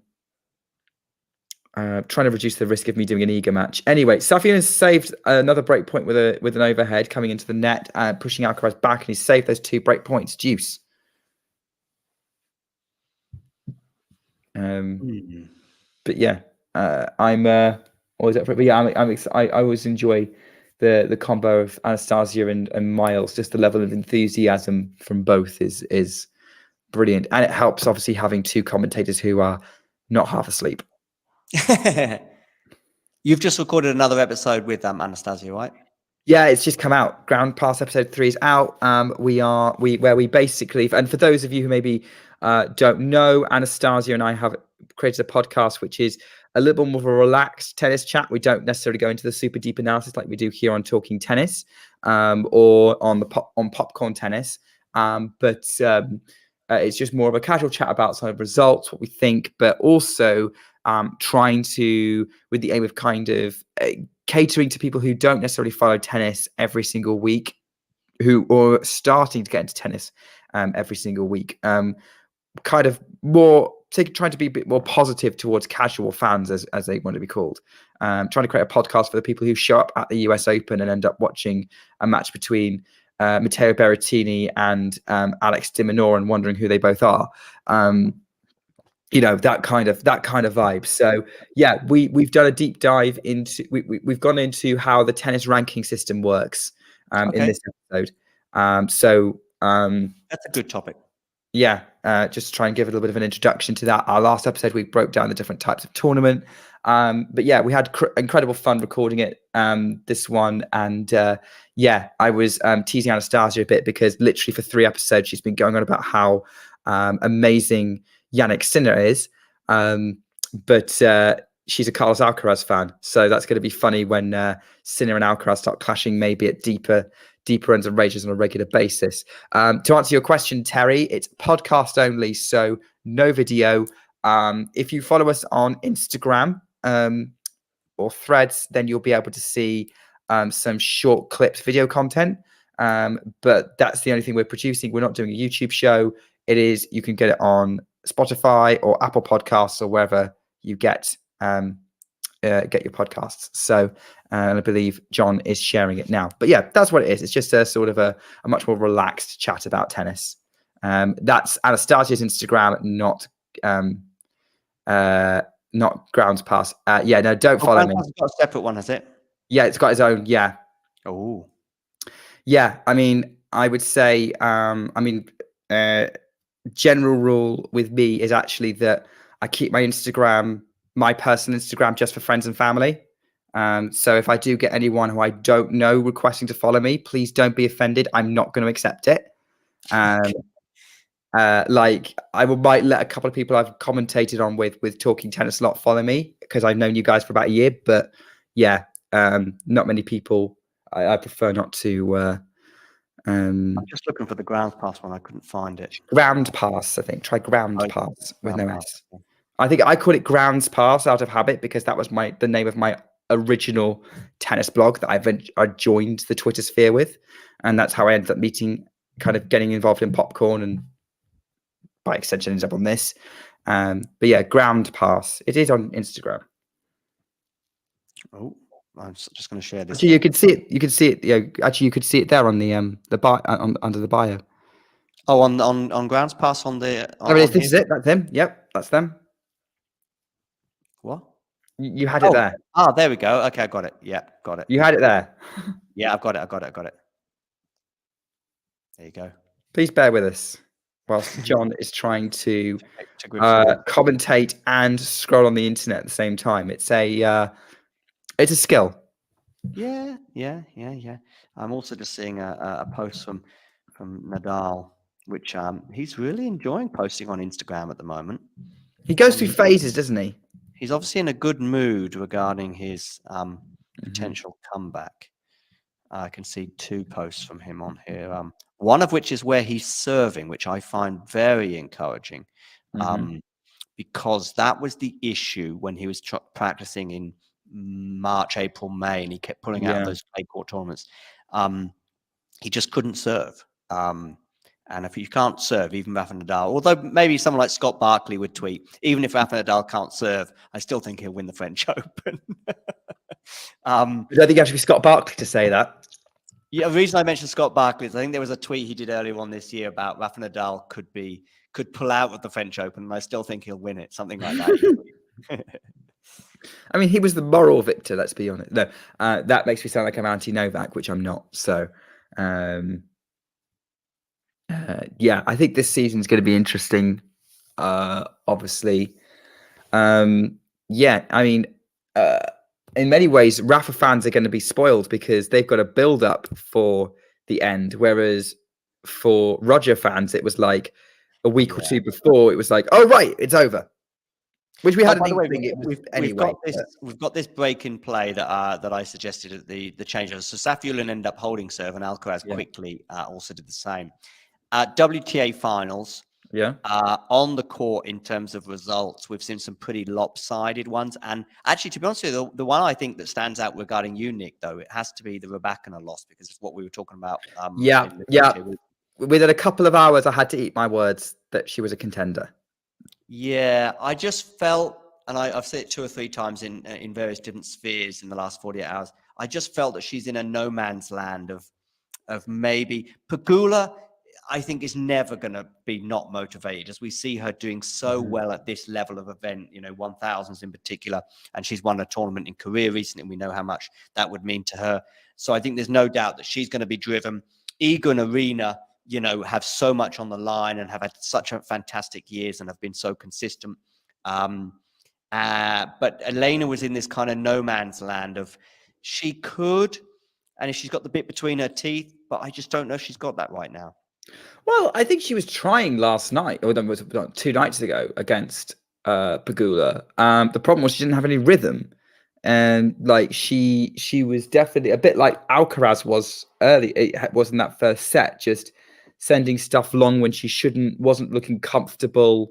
And I think part of that was like Pegula's defense was working pretty well. She was digging some good winners out. Like Pegula was gritting out that win, which is what she does best. There were, the first set featured some pretty close tennis between the two of them. It was a bit more back and forth. And I think once Pegula kind of got a steal on it, Elena lost a little bit of motivation. So I do think that she's not making it out of the group stage. I still think she might beat Sakkari. Yeah, I think she's the favourite for that one. Unless she's really, really not motivated. She might just check out because she wants to get to Seville for Billie Jean Cup finals, because she's actually in the Kazakhstan. She's in Kazakhstan. Yeah, so Kazakhstan there's 2 players then, because with her and Vondrousova at least on the roster for now. Yeah. Khachanov is there as well. Yeah, I'm sorry, I was thinking of singles, but yeah. Well, Khachanov is first alternate for singles, but you're right, also the doubles. Yeah, but I'm just thinking if Rybakina or Vondrousova, both of which lost their first matches, so it's looking a bit of a long shot right now. But if either of those made the final, would they have to pull out a Billie Jean Cup? That would give them. They would have to, right? Alcaraz is fist pumping because he's managed to hit a brilliant forehand that Safiullin couldn't even get a racket on, and it's 15-40, and Alcaraz has another couple of chances to break, which you haven't seen yet, but that's by the by. But actually, I do think we've wrapped up the WTA 2 minutes that I wanted to do. It's very easy for us to talk about it for half an hour. There's so much to talk about, but I think we've done a good 2 minutes. And if you want lots of WTA chat, you should definitely tune in for Anastasia and Miles's commentary on Oh, yeah, right. Which is getting underway in just over an hour. It'd be Sabalenka versus Pegula, which would give someone a real leg up in the group. Obviously, could even confirm one of them as the group winner. Alcaraz, by the way, incredible return, winner to break. There we go. I'm just going to post the link in the live chat for Pegula. Against Sabalenka. Which I am hoping that this Alcaraz match will be wrapped up by the time that that match gets underway, so that no one is conflicted. Yeah, right. These two, especially me. Yeah, it is possible for us to do 2 streams at the same time. It is possible for us to do 2 streams at the same time. It's not possible for everyone to watch 2 streams at the same time. No, to keep across those 2, I think it would be quite difficult. But I'm optimistic that this will be just about done. I mean, if it goes 3, which it may well do with Alcaraz breaking, then but he could run away with it. It's some pretty close points. It's pretty quick points, I should say. Pretty quick points. So there is some hope. Oh, great passing shot return from Safiullin. Alcaraz gets a racket on it, but as he tries to regain court position, Safiullin just went back behind him with a passing shot to love 15. And Vegas is definitely right in saying that going to Alcaraz's forehand twice wasn't necessarily the best idea. So Vegas looks like he's pitching for Safiullin's coach. I mean, if he wants to give it a go, we're not. I don't know if Safiullin has a coach. I mean, he came to fame. I think came on the radar actually in 2021 at the ATP Cup when he was playing for Russia, and like Medvedev referred to him as their secret weapon. Yes, I remember. 22 actually. It might have been 22. 21, 22. Yeah, one of those 2 versions. Yeah. Yeah. But I do remember Medvedev talking about that. Yeah. Oh no, wait. He might have actually been talking about Karatsev in the 21 edition. Okay. Before Karatsev ends up having the tournament of his life in Melbourne. Yeah. But yeah, so it would have been 22 that Safiullin broke out because he was the second player, and actually he did pretty well at that event. For the ATP Cup, of course, now Russia aren't allowed to compete in it, and the ATP Cup is no more. It's all about the United Cup. Yeah. Which I'm hoping is going to be live on YouTube again because I was United Cup live on YouTube last year? Was it? Yeah, it was. That's how I watched it. Oh, I was watching it, I think, on Sky. But okay. Well, if you already had the Sky package, great. But yeah, in the UK, definitely it was on YouTube. Okay. Okay. Fingers crossed they'll do the same. Yeah. Depending on how quick this game ends up being from Carlos, either way, I'm probably gonna dip out at the end of this game. Well, yeah, you're gonna have to because needs must. Your mind needs to be on other things. Sadly, this does not pay you enough. No, it doesn't. No, not if yet. At all. To be honest. Vegas here is certainly putting in his pitch anyway. Someone send this to Roman Safiullin quick. Yeah, this is turning into a CV. Great return from Safiullin. He's putting Alcaraz under pressure, really unleashing on the forehand. Alcaraz trying his best to get everything back, but that's going to land in the tram lines, and it's 15-40, and now Safiullin's got 2 break back points, and this set's weirdly mirroring the first. Yeah, because Alcaraz was up a break, wasn't he? He was. But yeah, Safiullin's got break back points, and then suddenly he's unleashed. After going a breakdown, he's unleashing on Alcaraz and showing that all or nothing game that we know he has, and when it works, is a nightmare to deal with. The 15-all point that Alcaraz lost, he did a slice that did nowhere near enough damage. It was just, it needed to be deep, really, rather than mid-court. Yeah, absolutely. I mean, it's pretty frustrating. Anyway, so break point. Alcaraz goes up wide. Safiullin gets the ball back in play. Up the line from Alcaraz. Safiullin scoops it up under pressure. Overhead from Alcaraz. Saves for the first break point. He fist pumps. 30-40. Oh, and they're saying that Medvedev was referring to both. It said secret weapon for both Karatsev and Safiullin. Okay, that probably explains why we were a bit confused then. Yeah. Medvedev is confusing anyway. He is in the absolutely most endearing way possible, but yes, he can be. Yeah. Yes. I mean that as a compliment. Medvedev is definitely the person I have one of the best personalities on the ATP tour right now. You know what? I think there's, apart from Stefanos Tsitsipas, I don't think there's anyone in the world that doesn't like Daniel Medvedev. Oh, that's a great passing shot. A bit of cat and mouse from Roman Safiullin, who breaks back, and it's 2-3. Wow. Okay, I tell you what, let's take a break. When we come back, it'll just be Nick. Thanks for tuning into this watch along. While there's a break in play, here's a reminder to hit the like button, subscribe, and click that notification bell. Your support helps to keep the channel going. While we're here, you can now become a member to enjoy perks including badges for the live chat, but also bonus material such as interviews with top players from both ATP and WTA tours. The membership link is pinned in the live chat. You can also follow us on Twitter, Facebook and Instagram. So whether it be serves or volleys, forehands or backhands, serve bots or drop shots, we've got you covered, whether that be via our website, talking-tennis.com, where you can read features and interviews from our top writers. Or if you prefer us in audio form, you can subscribe to our podcast on Apple, Amazon or Spotify or wherever you get your podcasts from. Remember, we offer you wall-to-wall coverage via our regular watch-alongs, magazine shows such as Nick's WTA Weekly or Damien and Mario's ATP version. Plus, we deliver top content from people on the ground, actually at the tournaments, so you get even nearer to the action. So, what are you waiting for? Hit that subscribe button so you don't miss out on all things tennis. Here we go. Here we go. Right. Wow. A little bit of drama here in Paris, right? I'm afraid that you'll have to do without John, as he's had to go and sort some other things out. But we can just chat, can't we? Like, there's a few of us here. I've got Anna, Vegas, Jane, Ghost, Terry, whoever's here. Like, throw your thoughts in the chat. Let's talk tennis whilst this match is on. Terry's enjoying this, trying to. Well, maybe she's not enjoying this so much since Safiullin's broken back and maybe got a bit more confidence. But let's talk tennis and throw your thoughts on this match in the chat. I quite like having a co-commentator to bounce off, whether it's another person in Germany or the US or even somewhere else in the UK or whether it's you guys in the live chats. So get on with it.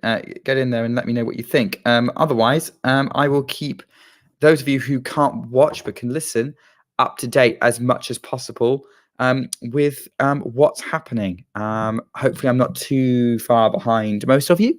It's 15-all, 2-3 is Safiullin is serving. He's been under pressure in his last two service games. He'd quite not to be under pressure again, because ideally for him, he doesn't want to have the momentum from breaking back completely stalled. So we'll have to see how it goes. Let from Safiullin, that was clearly, I saw the net wobble. I didn't even need to hear the net cord beep. I could see the net vibrating from the impact of the ball as it clipped it, trying to get into the service box. Great to see you all here. If you are new, please like and subscribe and follow us. We are going to be having plenty more live streams from the Paris indoors and the WTA Finals. Rocket forehand winner from Roman Safiullin, 30-15. And he's fist pumping because he's pretty pleased with how that's gone. And he knows he's in this. He knows he's got a good chance of beating the world number 2. How much of an upset is this going to be? Probably not. I mean, on paper, yeah, it's going to be big, but contextually, first of all, Carlos Alcaraz is coming off a not great Shanghai, an Asian swing, having to pull out with an injury from Basel. They're into a rally now again. Safiullin trying to dictate with that massive forehand of his, but Alcaraz has got his own rocket forehand. That was a bit short from Safiullin. Goes on the backhand. The Alcaraz gets the backhand as that has been neutralized. Now it's slice from Safiullin. The forehand inside out from Alcaraz over the net. And that's brilliant from Safiullin's backhand breaks down. It's 30-all. I was saying, like, also, it's not that much of a shock because we know we've been talking up Safiullin for a lot of this stream. Quarterfinals at Wimbledon, top 40, top 50 player. has had a couple of really strong performances in his career, some good results. When he's competing, he's shown he can compete with the best. So yeah, 30 all. Safiullin gets that point though, 40-30 with an unreturnable serve. Interesting comment from Owen that's appeared on the screen. I understand what. I don't think it's that hot a take. I think a lot of people would agree with that statement, but I would probably say that he's being a bit harsh. I think that there's definitely been signs where times where a good indoor season set up something really good for the following year. As Safiullin's double faulted and it's taken it back to deuce. Interestingly, so he had game point there, double faulted. But Roger Federer, 2011 indoor season spurred him on for 2012, where he got the world #1 ranking back, beat Djokovic to win Wimbledon, and you've got Djokovic in 2013, turning tables on Rafa in what had been a dominant year for the Spaniard, and then taking back control for 2014. That's just off the top of my head. Medvedev in 2020, launched himself into being Djokovic's nearest contender in 2021. I think that in a vacuum, I think that you shouldn't rule out a good end of season for someone leading into something else. Djokovic last year, even coming into this, Safiullin's had got advantage, by the way. I think that there's Djokovic. I think that not Djokovic. I think that if someone has a very, very good end of season, that's worth noting. If it's kind of very closely matched and everyone's been a bit inconsistent, then Owen is right. You can't take too much from it. So we've got some chat going on. Eleanor, I agree. This Safiullin beating Alcaraz today would not be on the same scale as Marajan in Rome. Completely agree with that assessment. Khachanov has won Paris before in 2018. 2017 was won by Jack Sock. 2018, Khachanov beat Djokovic in the final, which was an unusual result, especially given that Khachanov hasn't beaten Djokovic since. And Djokovic was kind of on a run because he won Wimbledon and Cincinnati in the US Open. Did he win Shanghai as well that year? But yeah, big hold from Roman. Absolutely. He, under bit pressure from Alcaraz, gets the job done. Alcaraz is now serving, tries to put pressure on by coming into the net, somehow gets lobbed. Alcaraz has to get the tweener in, but it doesn't work. Ends up in the bottom of the net. It's love 15. That was a great lob from Safiullin. And he's putting the pressure back on the world #2. What are the two outstanding players right now? Well, 2 or 4, depending on how you rate it. Depending on how you look at it.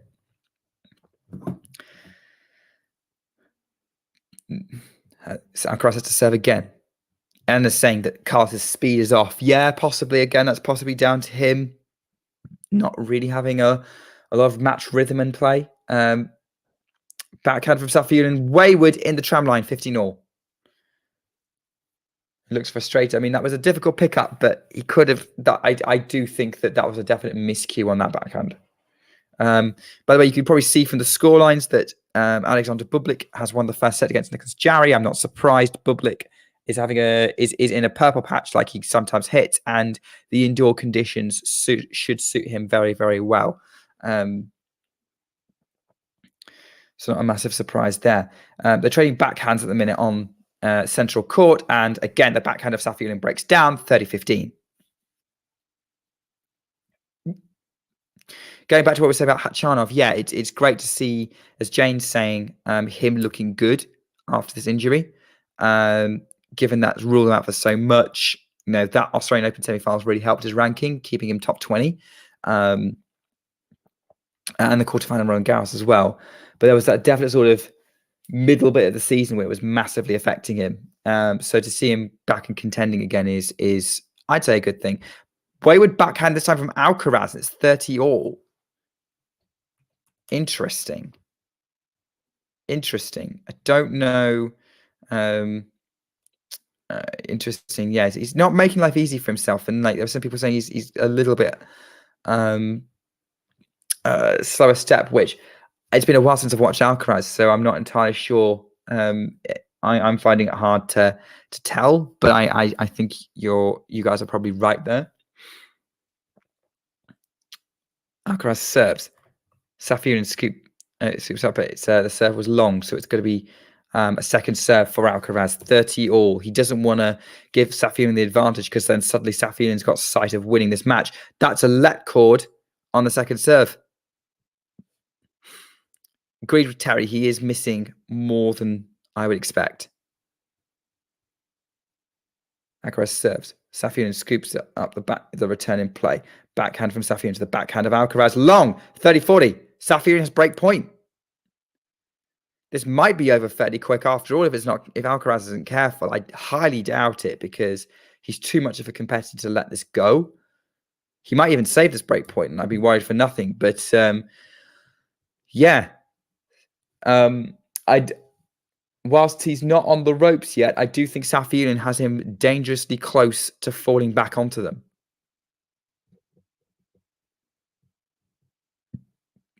What's Alcaraz got? Safiullin is saying, ready to receive. White shirt, black shorts. Alcaraz serving with his fluorescent top and greyish white shorts on the other side. He's put the first serve into the net. Second serve, lifted up, goes out wide. Backhand, wide from Safiullin. It was a kick second serve, really high, and the Safiullin backhand once again letting him down. And I think it's very clear that this backhand side of the Safiullin is the vulnerable side. That's the side more likely to break down. Alcaraz is right to keep away from that forehand because Safiullin's been producing some absolute monster shots over the course of this match. So yeah, trying to keep him in backhand jail is not a bad plan. It's not like Safiullin's quite at the same sort of level as someone like a Sinner, a Medvedev, or even Djokovic, where trying to put him in backhand jail is only going to get you so far. But that was a miscued backhand from Alcaraz, trying to go for a little bit too much. It was a little bit too close to his body, didn't quite move in time, maybe a little bit more for what people are saying in the chat. And Alcaraz is in trouble again. Break point down. Break point down. Here we go. Safiullin, advantage. Alcaraz serves, goes out wide. Great serve from Alcaraz. He's got an overhead to try and finish it. Safiullin gets a racket on it, but he can't do much with it. And now Alcaraz is shouting at his box, but he has saved that break point. This is now a very, very critical game for Alcaraz. A bit like how Safiullin had that really tight service game, just held. Alcaraz is going to need to do something similar here to keep himself in this match. He is, as I said, not on the ropes yet, but he's dangerously close to falling into them. He needs to get a second wind here. Alcaraz serves, goes up the middle, wide. There's a challenge. Yeah, there's a challenge. Safiullin challenged a late call, but then the call, Alcaraz counter-challenged. So we will find out from Hawkeye whether this ball was in or out. Are we on a second serve or a replay first serve?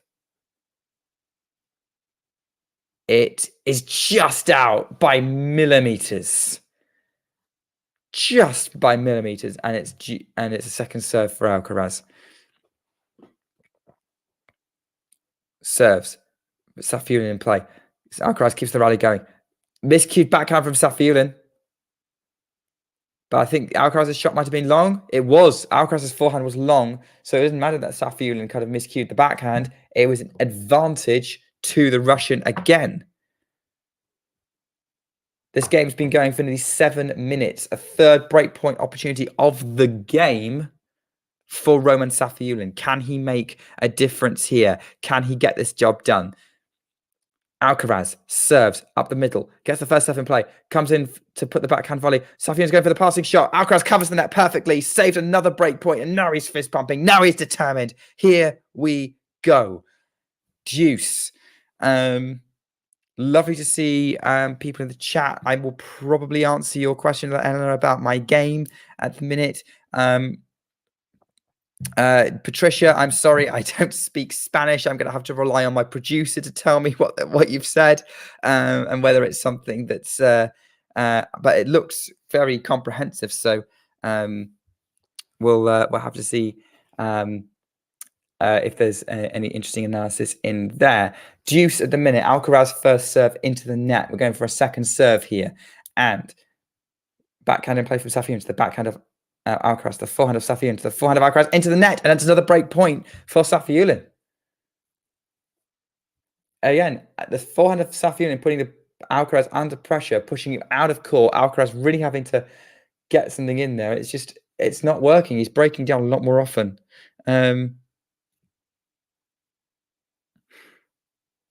Yeah, I have to say, Vegas, like Carlos's net coverage has been saving him a few times. And I think Safiullin's been pushing him back, which is why he's not using it so much. But I think definitely if he can come in, it might help him. I don't normally say that, and I don't want to sound like Greg Rosetsky here. Anyway, backhand to the forehand of Safiullin inside out, keeping Carlos Alcaraz into the backhand corner. Safiullin using an incredible angle, but that was a brilliant shot from Alcaraz, who then slices. Forehand from Safiullin, gets himself back in the point. Forehand, Alcaraz trying to go for the haymaker, but he's missed it. Fist pump and a roar from Safiullin, who has finally broken serve, and now he is definitively leading this match, and Alcaraz might be on the ropes again. We're going to a change of ends. Safiullin is 2 games away from knocking out Carlos Alcaraz in Paris. What a result this is going to be. This could be the biggest result for Roman Safiullin's career. Nice to see some people some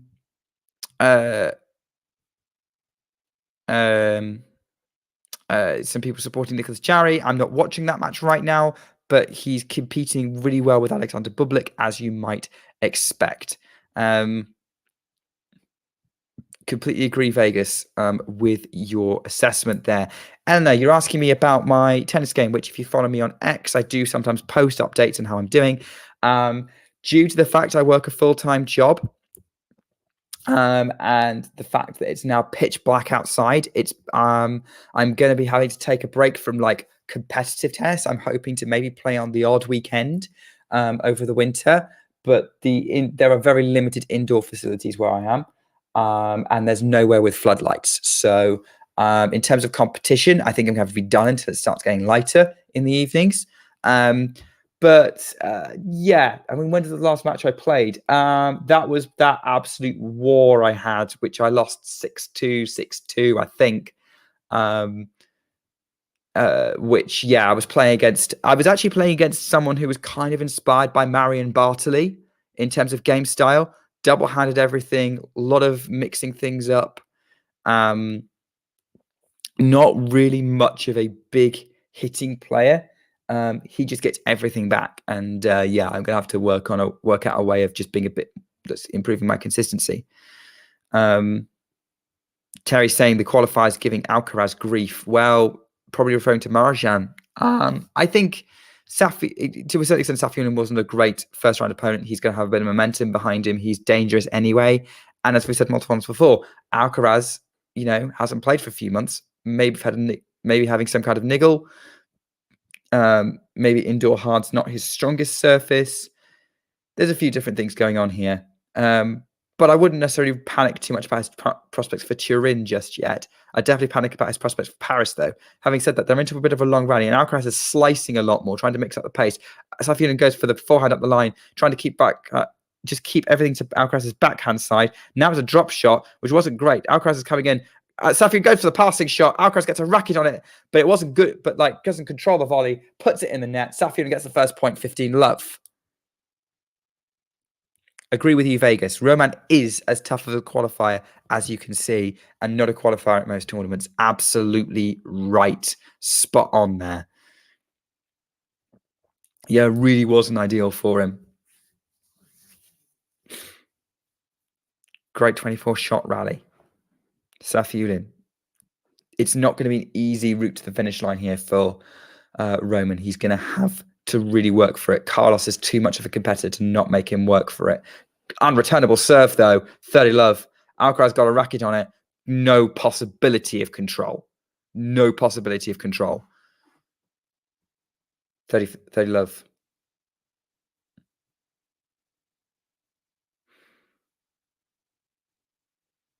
Safiullin bouncing the ball.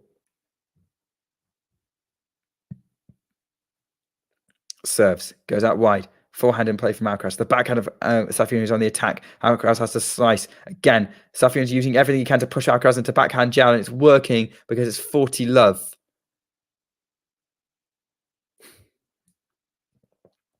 Um, 40 love for Safiullin at the minute. And yeah, and it's saying that like the guy was playing is my mirror. No, he's really not. He plays with much more backspin than topspin, and likes to throw a lot of junk balls in, whereas I prefer to be a bit more straightforward. And I've got a bit more power, natural power. I just have had to try to learn to rein it in and hit more consistently. But yeah, it's it's one of those things you're gonna have to play me to figure out to work out what's going on. But yeah, out wide for Roman to the backhand of Alcaraz. Backhand up the line, Safiullin. Forehand, Alcaraz cross court comes into the net. Great shot, great choice from Alcaraz to put Safiullin under pressure, who tries to go for the passing shot, but it was kind of a bit desperate on the pickup. Goes wide, 40-15. Alcaraz gets a point on the board in this game. Keeping the pressure up.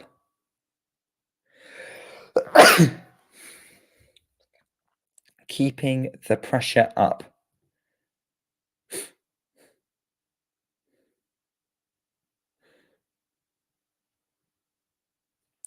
Serves out wide from Safiullin. First serve. Great first serve. It's long from Alcaraz on the return, and Safiullin is held 5-3, and Alcaraz is now serving to stay in this match.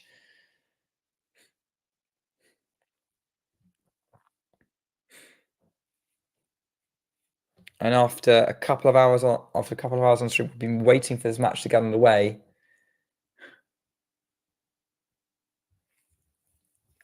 And well, it's not going to disappoint because obviously we've got a bit of a surprise result, maybe, on paper. Obviously, again, we've been saying Safiullin's a dangerous opponent.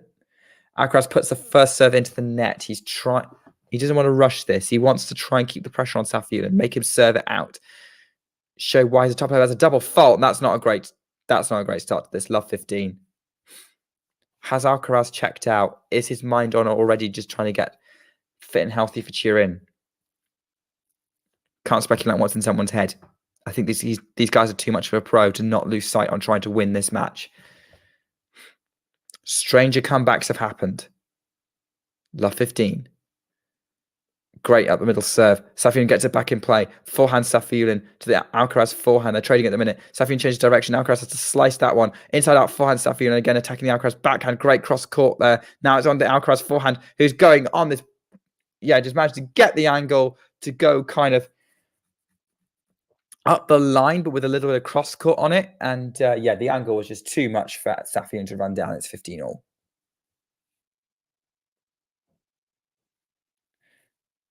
That was again. So Safiullin doing what's been working for him for the last few games, but Alcaraz finally making it wise to it, and Safiullin not able to get enough of an angle. It's out on the Alcaraz forehand in play, but Alcaraz has overhit that forehand again, trying to go for the lines, go for winners, going inside out, and he's gone wide. It's 15-30, and now suddenly Roman Safiullin is 2 points away from this match, and that's the 12th unforced error on the forehand side that Alcaraz has hit today.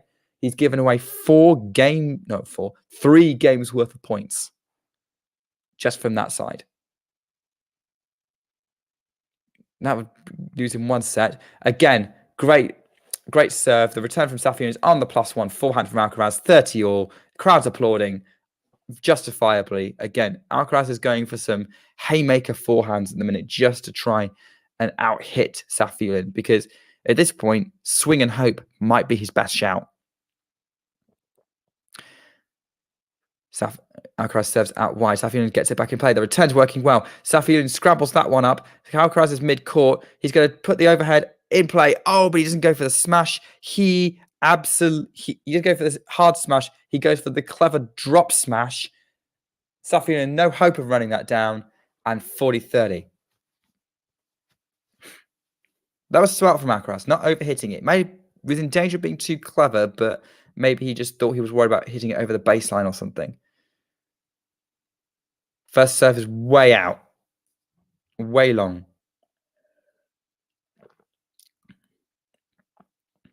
Second serve. Middle of the box. Backhand from Safiullin and then forehand again. Alcaraz forehand cross court. Forehand Safiullin to Alcaraz forehand. Great angle on it. Angle and pace. Safiullin couldn't run it down. Game Alcaraz. He's extending this match, and Safiullin will have to serve this out at 5-4 in the second. The pressure will be on. Something tells me Alcaraz isn't quite done here. I don't want to say this match is going to be over soon. I think this is primed for Alcaraz to keep fighting and keep extending this, and that was a strong game there, which was okay. He made a double fault and an unforced error, but other than that, he was hitting winners. He was upping the winner count. He was hitting through Safiullin. And if there's anyone who can go toe-to-toe with Safiullin in a slugfest, Alcaraz is one of them. Max, hello! Lovely to see you. You're just in time. You're either just in time for a Carlos Alcaraz comeback, or you're just in time for to see a Carlos Alcaraz upset. Who knows which it will be? Carlos is still sat on the chairs. Yes, I'm going to try and make the changeovers sound dramatic. They're not usually that dramatic, but I'm going to give it a go. Right, we are coming out to serve now. Raman Safiullin is coming out to serve to win this match in straight sets. 1 break per set. Don't forget, Alcaraz was up a break in both sets. Safiullin broke back and then used momentum to break again and take control of each set. What has Raman Safiullin got? Serves. Forehand of Alcaraz. Scooped up by Safiullin. Forehand. Cross-court Alcaraz. Yeah, painted the line there. Love 15. The reason I paused was I wasn't sure whether he missed it or not, but he clipped the line. It clipped the line from Alcaraz, and that was just brilliant.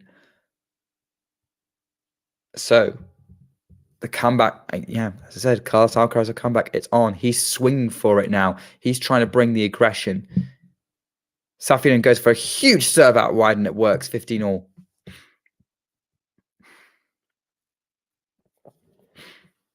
.204 km/h first serve. Oh gosh, this is where I have to try and convert it to miles an hour. I'm not going to try and do that. That's probably Google it. I'm going to have to Google that one.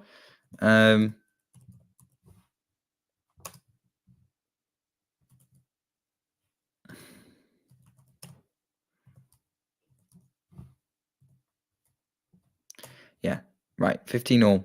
Okay, 126 miles an hour, 127 miles an hour. Let cord from Safiullin drops.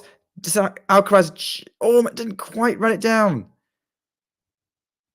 Oh, yeah, the forehand from Safiullin, he was trying to go for it, off the top of the net, bounced and just died, and not even Alcaraz with his incredible speed could run it down. It's 30-15. He got a racket on it, but he couldn't lift it over the net. It was just too tight. Too low, too tight.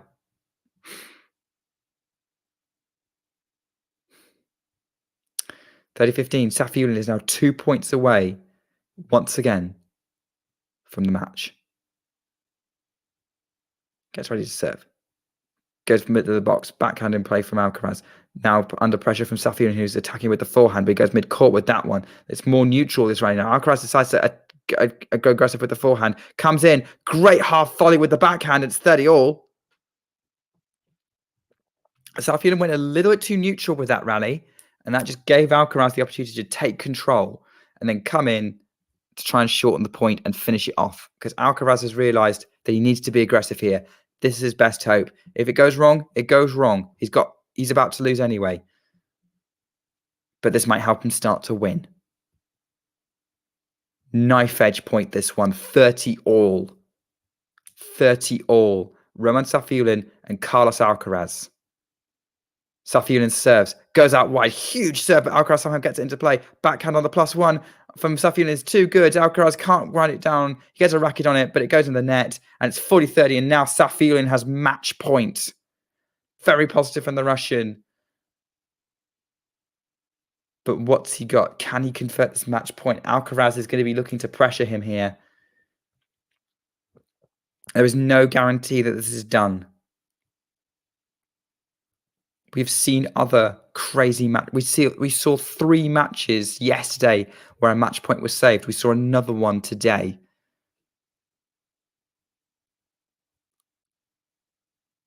And they came back to win. First serve into the net. Safiullin was going for the big first serve, which has gone out of trouble a couple of times. It didn't work. He can't afford to rush this one. It's a second serve. Goes mid-box. Backhand in play from Alcaraz. The backhand of Safiullin just out. Juice. And that was a great pressure. Under pressure, Alcaraz pressured the Safiullin backhand, and it paid dividends. Alcaraz pressured Safiullin on the backhand with his return. Great return from Alcaraz. Probably helped that it was a very short serve from Safiullin. And the stress levels are now high. Ferrero, he's either resigned or hopeful in the Alcaraz camp. First serve up the middle from Safiullin, but that's a let. Has to reset and go again on the first serve. Hour and 36 minutes on the clock. Safiullin bouncing the ball. Lifts up. First serve into the net. Second serve. This is not a good time for the first serve to desert Safiullin. Drama is high here in Paris. Goes for the second serve. Really awkward though. Alcaraz couldn't get much purchase on it and loops it pretty much into the stands. And it's another match point for Roman Safiullin. Just goes for it. Oh, he framed it. Alcaraz framed it. That's what it was. It was a framed forehand as he was going for that return. Potentially a critical error from Carlos Alcaraz and another opportunity for Roman Safiullin to close this match out. He's hoping for his first serve. He's been serving some absolute bullets at points in this match. Goes for the serve. He gets that in the box. Alcaraz's return just lands out. And Roman Safiullin has pulled off the upset. He has knocked out the world number 2. That is the biggest win of his career. Great result for Roman Safiullin, who shows how he got himself into the Wimbledon quarterfinals. Great job from Roman Safiullin. Alcaraz wasn't himself today. It was fairly obvious that he wasn't at his best, but he he did have opportunities. He was up in both sets. He lost by a break in each one. It was a tough win for Safiullin, who played at a really, really strong standard. Can't fault him really. Yeah, 6-3, 6-4. What a win for Safiullin. This may severely dent Alcaraz's hopes of being world number 1 at the end of the year. At the minute, he is exactly 500 points behind Novak Djokovic in the race, which means that if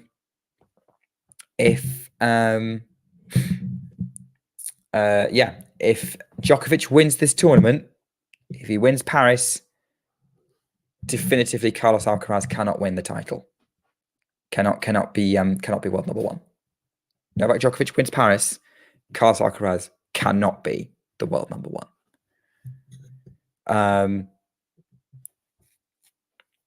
So yeah, lots of people in the chat like Vegas and Max and Eleanor all congratulating Safiullin, and well-deserved congratulations for Safiullin. I completely agree.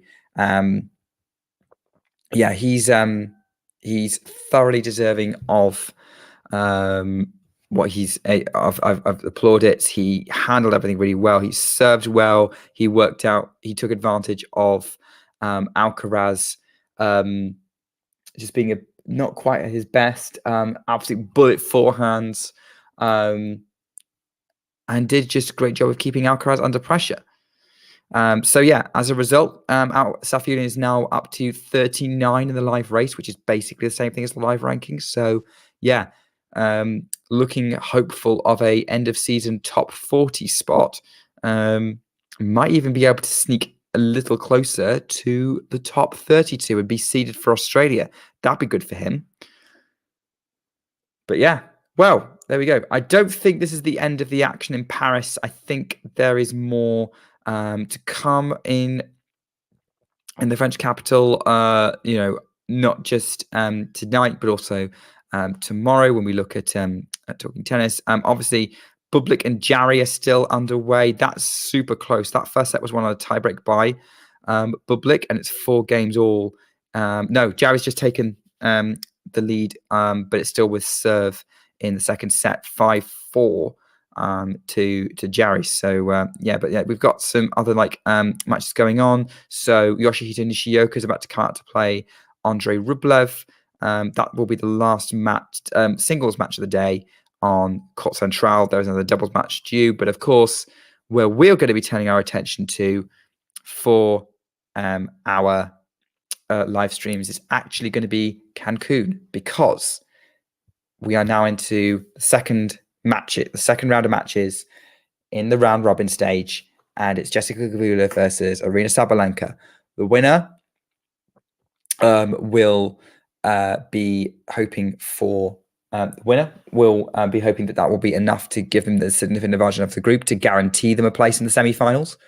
The loser will be under that little bit more pressure to make sure they qualify. And it's going to be a fascinating insight, I think, because both of them looked good in their matches. So I'm looking forward to that one, and you should too, because it's been covered by the brilliant Anastasia and Miles, who looked up, and Miles has been covering this tournament so well for us this week. So thoroughly looking forward to that. I'm probably going to settle down and watch it with their commentary, and you should too if you can. I'll catch you soon for another live stream, probably from Cancun. But in the meantime, come join us in half an hour to keep talking tennis. If you enjoyed this video, make sure you hit that like button. Don't forget to subscribe and click that notification bell so you don't miss out on all things tennis.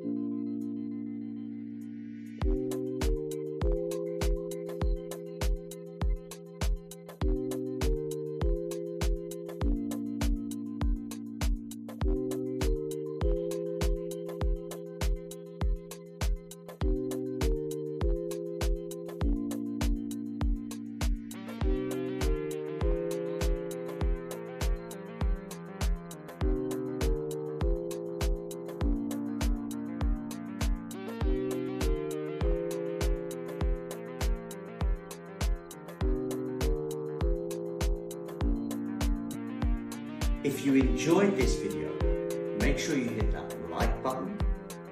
Don't forget to subscribe and click that notification bell so you don't miss out on all things tennis.